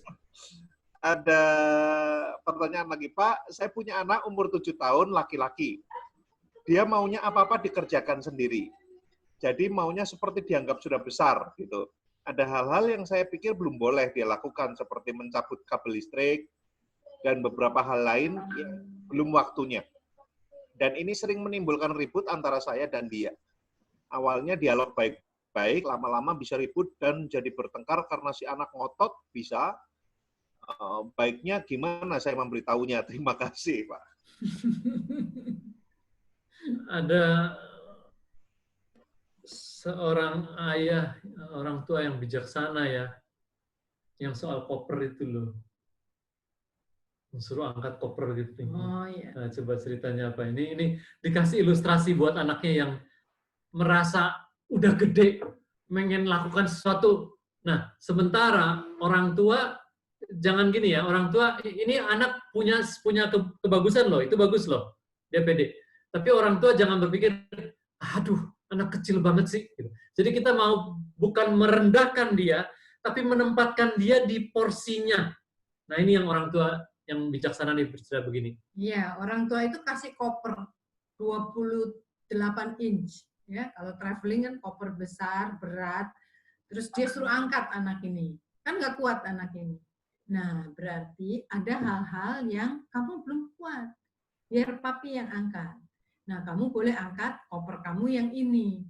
Nah, itu memberikan pengertian bahwa nggak segala hal kamu lakukan karena kamu belum kuat untuk hal itu. Jadi misalkan kalau untuk listrik, jadi kamu ikutin papi. Papi akan kasih. Nanti kalau kamu udah cukup, tingginya udah sekian, pasti papi akan kasih koper yang lebih besar, akan kasih kesempatan yang lebih besar, gitu ya. Jadi anak-anak tahu bahwa nanti pada waktu kamu ya, kalau udah setinggi papi, kamu boleh ini, kamu udah. Kami waktu masih anak-anak masih kecil punya itu loh, chart di tembok ya, tinggi badan. Nah, karena dengan tinggi badan kan kira-kira tahu, nanti kalau kamu udah setinggi ini boleh. Nah, dengan begitu itu menolong bahwa nggak semua hal yang dia pikir dia bisa, itu boleh dia lakukan. Nah, tentunya waktu kita lagi ngerjain sesuatu, kalau memang dia suka, boleh difasilitasi untuk hal-hal yang memang nggak bahaya. Ya. Contohnya kasih tang, kasih cut, kabel gunting, atau nyambungin colokan, tapi nggak boleh ke stop kontak. Jadi hanya masang ini loh colokan sama kabel. Kalau anaknya suka kan, suka hal-hal mekanik boleh, tapi nyolok ke colokannya belum boleh. Jadi di keluarga tadi itu jadi mereka jadi satu istilah tuh soal koper besar. Jadi kalau tidak membolehkan sesuatu yang memang bukan buat umurnya, orang tuanya bilang, ini koper besar. Begitu ya. Jadi anak, jadi aku nanti kamu kalau ada umur ini akan dapat jawaban, atau akan diajarin, atau akan dilatih, begitu. Sehingga anak jadi matang pada umurnya, begitu. Demikian juga untuk anak-anak kami waktu itu ya, anak-anak kalau udah remaja kan terus mulai ini otot-otot, mulai ngaca-ngaca ya. Terus teman-temannya ikut gym, di gym kan ada umur minimum. Jadi kami bilang nanti pada umurnya. Kalau belum umurnya, ya badminton aja, push up gitu ya. Jangan ke gym, jangan pakai PT, belum. Karena itu dengan beban-beban seperti itu nanti kamu nggak bisa tinggi malah. Karena dia belum umurnya untuk dapat tekanan itu, dia masih harus mumbul. Belum dikasih tekanan yang malah menekan sendi-sendinya, malah nggak mumbul nanti, nggak boleh gym gitu untuk umur dia. Oke, pertanyaan berikutnya. Ya, menarik. Makasih Pak, itu tips-tipsnya. Bu Rina, bagus banget. Ini ada pertanyaan Pak di sub bab teguran atau tindakan di halaman 285 diberikan contoh memberikan pukulan ringan dan di tangan dan di pantat. Fungsinya pasti bukan untuk menimbulkan rasa sakit ya Pak. Jadi kenapa diberikan sebagai contoh konsekuensi? Ya, itu pukulan ringan itu adalah untuk mengingatkan, gitu ya. Itu baru tahap mengingatkan. Kalau anaknya udah segera mengerti, nanti nggak usah lagi hukuman yang lebih berat. Jadi ini peringatan dini, peringatan awal, begitu, pukulan ringan. Tapi nanti pukulan yang sebenarnya, yaitu merotan, itu akan kita bicarakan secara khusus di sesi 12 nanti. Ya. Ini untuk anak yang kecil kan tentunya kalau dia buang-buang mainan tadi, misalkan lagi makan kan, duduk di aja selalu dibuang gitu. Nah, kita bisa kasih pukulan, no, nggak boleh dibuang ya, no, gitu. Pukulan ringan yang untuk mengingatkan nggak boleh. Iya. Ini tadi udah belum ya Pak, yang dari Powell ini Pak, hukuman yang berupa berdiri di pojok. Jadi Pak Rizal, apakah hukuman berdiri di pojok sampai menangis termasuk tindakan hukuman keras atau bukan? Lalu apakah boleh diterapkan di tempat umum apabila anak tetap mbalelo? Seperti misalnya contoh yang pernah diberikan Bapak saat anak-anak lari-lari, lalu minta duduk di samping Bapak. Bagaimana kalau anak tetap tidak mau duduk diam di samping, tapi malah lari menghindar? Waduh. Gini ya, kita itu kan memberi hukuman kan, nanti ada tujuannya, yaitu untuk pertobatan, sesi 13. Kita waktu menghukum, kita menghindarkan, mempermalukan anak. Jadi kalau di tempat umum, kami nggak menghukum. Atau di tempat keluarga besar, begitu ya. Di ruangan umum, enggak. Tapi mereka tahu bahwa hukuman itu akan dilaksanakan nanti secara privat. Mereka tahu tuh. Lalu lagi pergi ya ke tempat mana gitu, atau ke mall, terus sudah dibilang begini, terus mereka lakukan sesuatu yang enggak. Dan mereka tahu bahwa eksekusi konsekuensinya atau eksekusi hukumannya akan kami lakukan. Walaupun nanti di rumah udah baik-baik nih keadaannya gitu, segala sesuatunya, tapi akan dilakukan. Nah, begitu juga di mall. Kalau di mall, kemudian kita suruh dia berdiri di pojok begitu, terus ada orang lihat, atau orang toko lihat, kasihan dia. Itu namanya humiliating. Iya, itu namanya mempermalukan. Ya. Dan kita nggak mau, karena itu nanti juga bisa ada kepahitan dia di hatinya ya, apa yang dia rasakan. Jadi kita nggak mau. Soal berdiri di pojok ruangan, boleh. Kan di presentasinya juga ada beberapa gambar gitu ya. Boleh, tapi di rumah. Bukan di rumah temennya, bukan di mall, bukan di tempat umum, gitu. Nah, kalau dipanggil duduk di sebelah, itu bukan mempermalukan. Itu bukan hukuman lagi. Itu bukan hukuman tuh. Konsekuensi ya, dibatasi gitu. Boundaries itu. Karena dia nggak bisa mengontrol diri di luar batas ini, ya sudah, dia harus kembali ke batas ini. Batasannya. Batas begitu. Tapi itu bukan hukuman. Nah, kalau dia kemudian disuruh di sini terus malah lari-lari, oh nanti hukuman yang lebih keras akan kita lakukan di rumah. Kalau dia tahu bahwa itu nggak akan dilakukan, atau nanti biasanya kalau udah lama nanti biasanya papa lupa gitu, atau mama lupa, nggak akan, dia akan berani untuk tetap lari-lari begitu walaupun kita suruh duduk begitu ya. Ya juga bahwa sesi ini kan kita bahas sudah sampai sesi 9, sesi ini, sesi 5 ya, saya paling senang sesi 5, menanamkan hati nurani, terus kemudian juga mengenai ketaatan. Jadi kalau kita melakukan bagian ketaatan dengan sungguh-sungguh, waktu kita memberikan konsekuensi-konsekuensi seperti ini, anaknya nggak akan secara frontal dia berontak, gayu malah lari gitu, karena kita sudah menanamkan nilai ketaatan dan untuk mengikuti bahwa ini untuk kebaikan dia, dan kalaupun dia melakukan kebodohan untuk terus dengan sengaja, maka kita akan berikan konsekuensi yang lebih berat. Iya. Pak Rizal, ini pertanyaan dari saya. Pak, kalau ada kasus misal sudah beberapa kali, misal Benji melakukan hal yang nggak oke, terus ini hubungannya dengan sesi sebelumnya juga, Pak. Jadi saat pranya kita udah kasih tahu. Kalau nanti sampai terjadi hal yang nggak oke, yang tetap dilakukan, nanti bisa ada konsekuensi loh. Nah ini termasuk ngancam nggak ya Pak ya? Kita ngingetin bahwa ada konsekuensi loh. Gini, Apa nggak tahu? gini.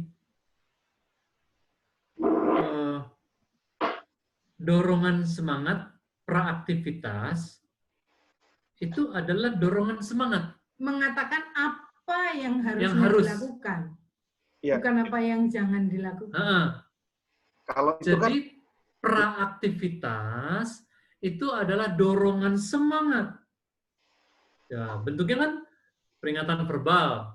Peringatan verbal itu kan nanti kalau ketemu Om gini ya, begitu ya secara verbal. Dan keduanya kan pertanyaan dialog. Jadi gimana nanti kalau ketemu Om? Salam. Terus kata-katanya yang positif kan.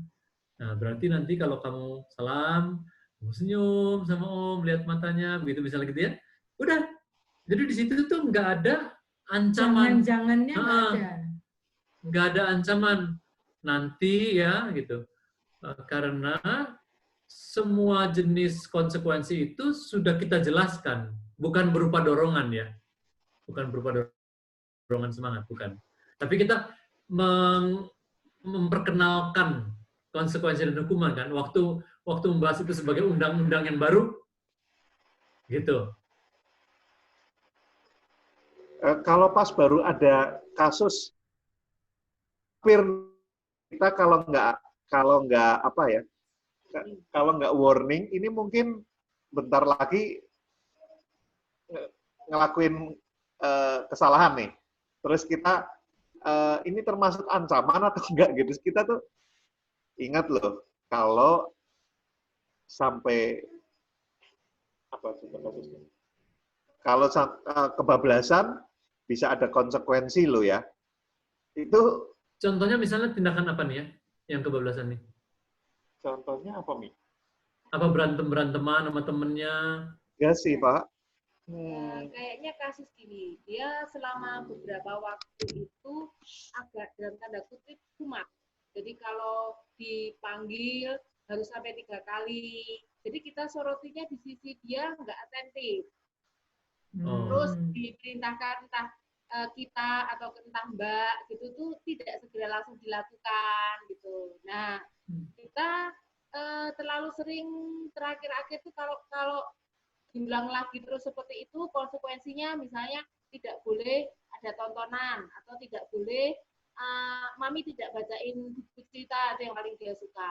Tapi harus ada kata-kata seperti itu. Baru bergerak. Menjelaskan itunya waktu non-konflik. Waktu non-konflik. Atau kalau ini baru tadi? Itu sebelum konflik, Pak. Tapi kalau dikasih warning itu akan lebih manjur daripada ketika kita nggak ada apa-apa, dia lupa lagi gitu. Dipastikan main, dia cuekin gitu. Selama beberapa waktu pernah seperti itu. Kalau udah dijelaskan, terus dia lagi mau itu terus diingatkan, nah itu boleh. Kayak misalnya anak kami beranteman yang cowok tuh ya, nah itu Pak Rizal bilang time out. Oh iya, dia tahu bahwa kalau udah time out itu kode kami bahwa kamu lagi akan melakukan sesuatu yang bodoh habis sebentar lagi nih, karena kita udah lihat nada udah tinggi, udah saling dorong, udah ini gitu ya. Maka kalau kami melihat itu time out, mereka tahu, oh iya ya, dia harus mengontrol, nggak didisiplin berupa time out karena belum ada konflik. Tapi kita tahu nih nada mulai eskalasi, mulai ada dispute gitu ya. Kalau dibiarin, ini pasti kejadian. Nah, kalau kita mau mengingatkan, term kami adalah guys time out. Nah, kadang-kadang mereka oh iya gitu ya. Dan terus mereka mengubah sikap. Nah, demikian juga kalau untuk ketidaktaatan atau enggak segera, pakailah term jargon atau istilah khusus yang untuk mengingatkan, ya. Gentle reminder nih gitu ya, boleh berupa reminder. Jadi bukan berupa ancaman, tapi reminder ya, reminder nih. Dia akan jadi ancaman kalau kita nggak melakukannya. Jadi kita cuma ngomong gitu. awas ya, nanti kalau ini ya, nanti papi akan gini ya. Terus kita nggak lakukan, berarti itu ancaman. Gitu. Kita sih ngelakuin, Pak. Oh ya udah, bagus, Cuma bagus. kata nyetopnya itu kayak kita takutnya anak kesannya ditakut-takutin, maksudnya OB-nya hati-hati. Dari misal stopnya jangan sampai ada konsekuensi lo ya. Nah, gitu. Nah, itu apakah itu bentuk intimidasi nggak ya? Gitu kita tuh. Jadi banyak hal, jadi dia misalnya kalau aku tidak bubuk siang nih, nggak jadi bubuk siang nih, konsekuensinya apa nanti gitu. Dia seperti sudah mau menimbang konsekuensinya layak. Dia berdiri gitu. Ya, sebetulnya kalau untuk anak-anak kita lebih banyak mendorong hal yang baik lah. Ibaratnya jangan nanti kalau ini awas ya kamu udah mau ini. Jadi bukan berupa ancaman, tapi kita membangun hal yang positifnya. Berupa reminder, mami ingetin ya, itu boleh. Jadi jangan yang berupa awas ya nanti kalau ini kamu ingat ada konsekuensinya. Dan biasanya konsekuensi itu kami hanya di antara yang hal anak-anak lakukan di rumah pasti ada banyak lah kesalahan, konflik ini itu, kamar berantakan apa. Seperti biasa kami selalu hanya ambil top 3 yang menjadi karakteristik yang mulai berulang dan mulai meningkatkan alarm kami nih. Kayaknya kalau dia begini terus ini nggak baik, begitu kan? Jadi sesuatu kalau di perusahaan top 3 komplain lah, top 3 komplain nasabah gitu. Nah kalau di rumah kita bisa melihat top 3 sumber konflik atau top 3 karakteristik yang hampir kalau dibiarin nanti jadi karakteristik. Misalkan selalu dorong, nggak sabaran, selalu teriak atau apa. Jadi dari waktu ke waktu kami hanya memilih 1, 2, maksimum 3 hal yang akan diberi konsekuensi. Jadi nggak semua konsekuensi. Sisanya semua lebih banyak dorongan semangat dan peringatan verbal dan nasihat. Jadi mereka tahu yang akan dikonsekuensi 3 ini.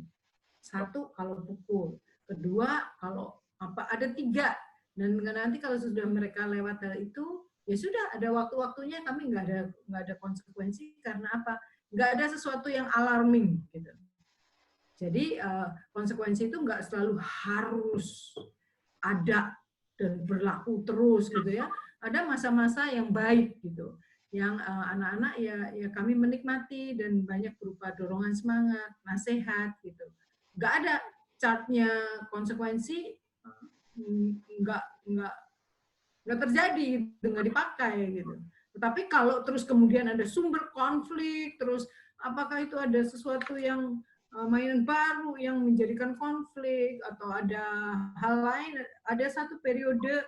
Nah kalau kejadiannya kok jadi sering begini ya, nah baru kami mendiskusikan kayaknya kita perlu lakukan sesuatu karena frekuensinya sering gitu ya.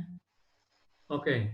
Oke, ada pertanyaan ini, Pak. Iya. Kalau di rumah seorang anak melakukan kesalahan, misalnya berbohong atau mencuri, kita memberi konsekuensi secara private. Aduh, sudah, Pak, ketutup. Kita memberikan konsekuensi secara private atau tidak masalah ditegur di hadapan kakak atau adiknya dan diberitahu ke kakak dan adiknya kenapa saudaranya dihukum.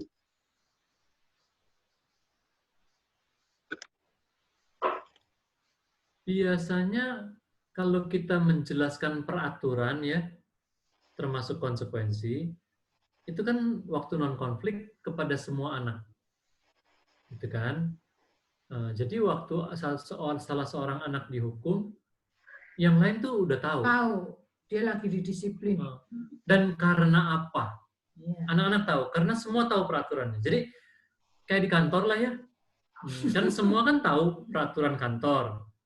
Terus kalau ada yang bersalah dan dikasih hukuman, semua orang juga tahu.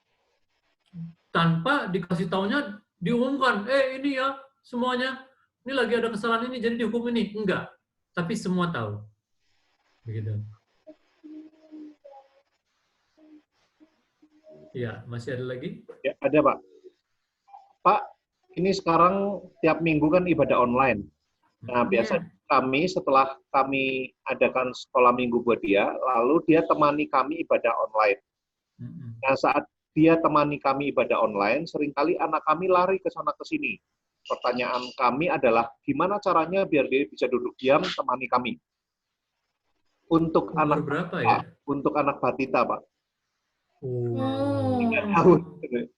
Apakah memang normal dibiarkan lari-lari atau mestinya duduk diam dan perlu menghormati ibadah kepada Tuhan?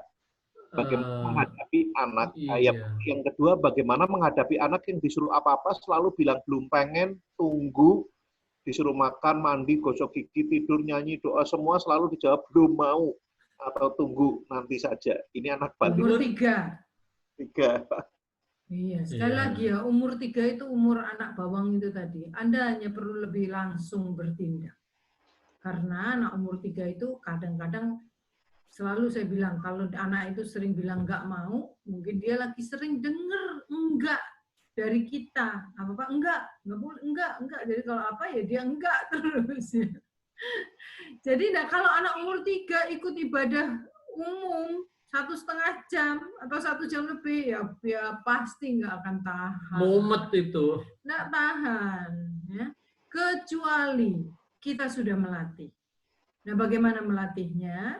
Adalah kita bisa mulai dengan 15 menit.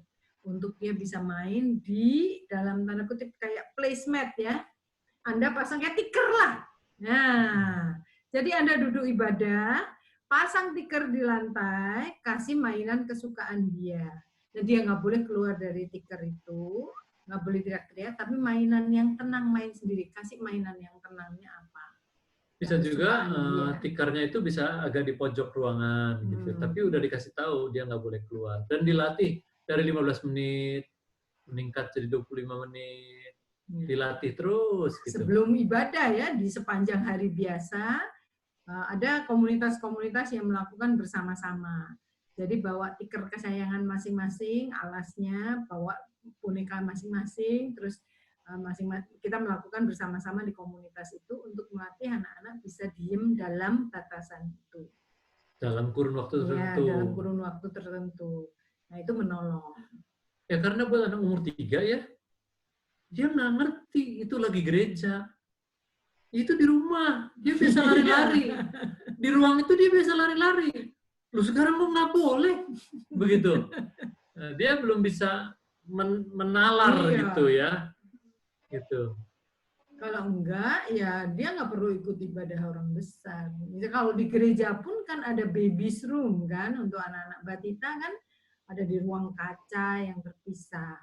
Nah, jadi kalau di rumah ya sebelum kita melatih dia untuk berada di tiker itu, kalau belum dilatih ya dia nggak usah berada di ruang ibadah kita. Iya. Atau dia berada di kamar dengan pintu terbuka. Ya, tapi dia nggak boleh keluar. Bisa begitu.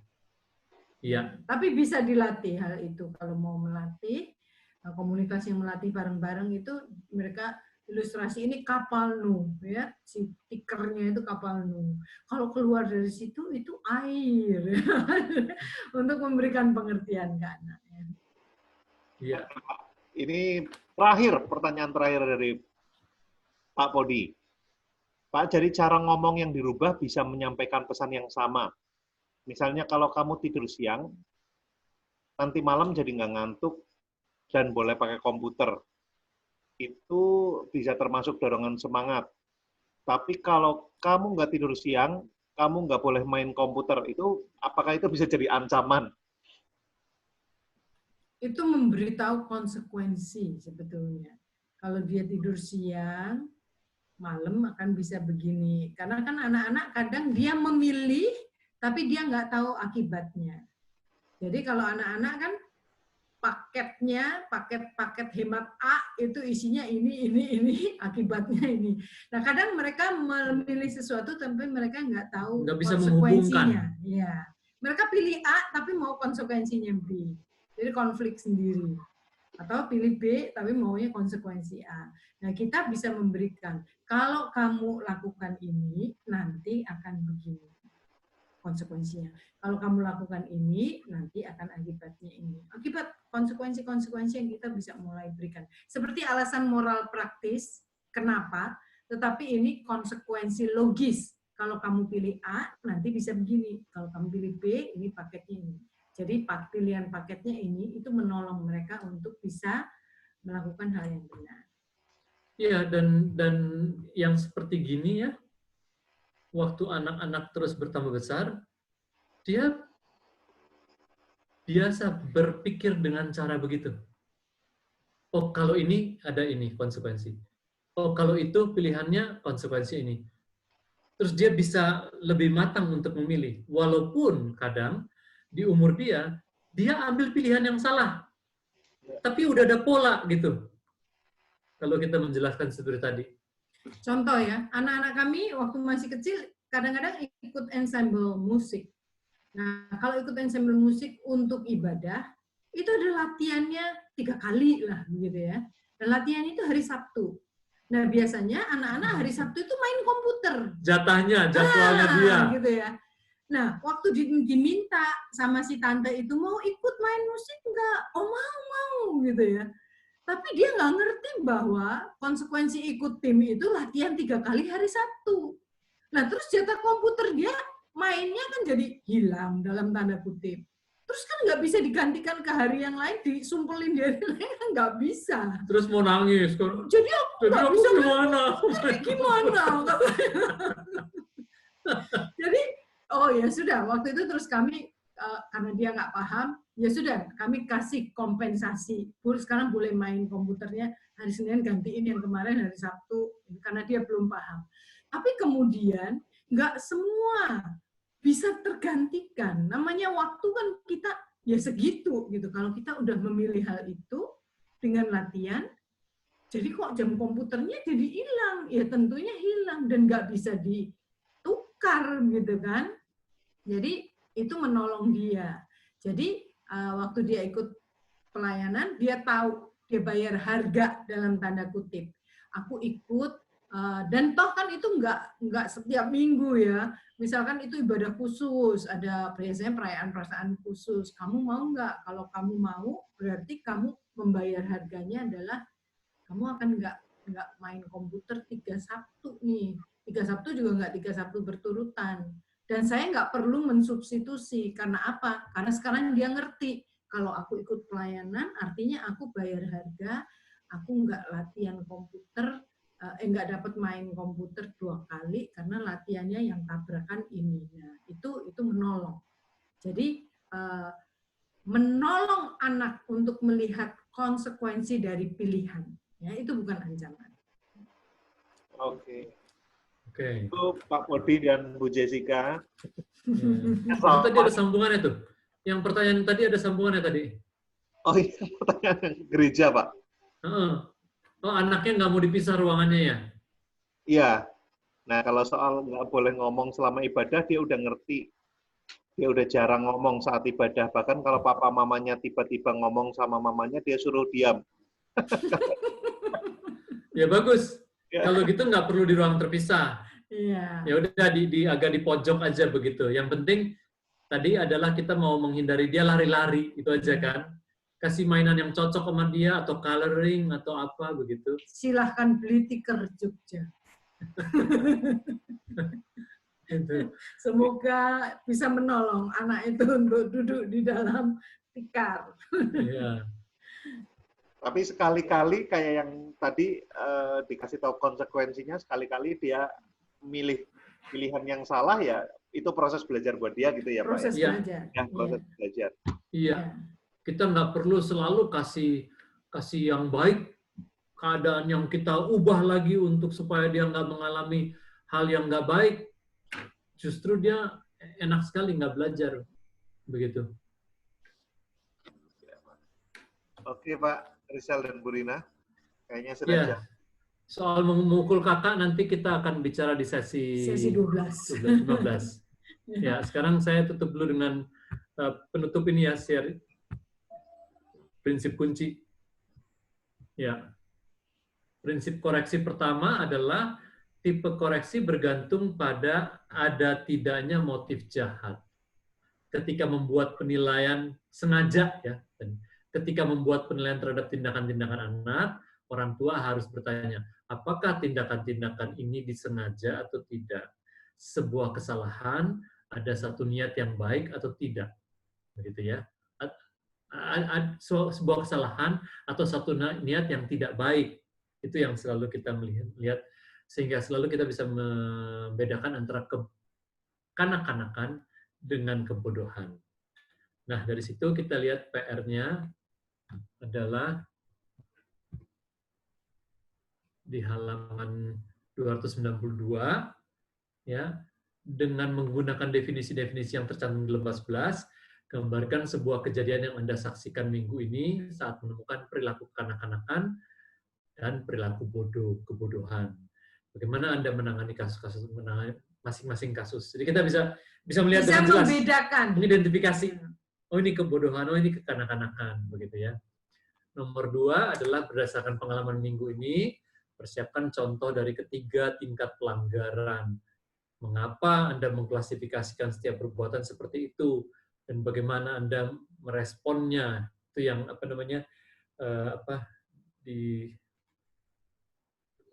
teguran lebih keras, hukuman lebih keras tadi, semua itu yang di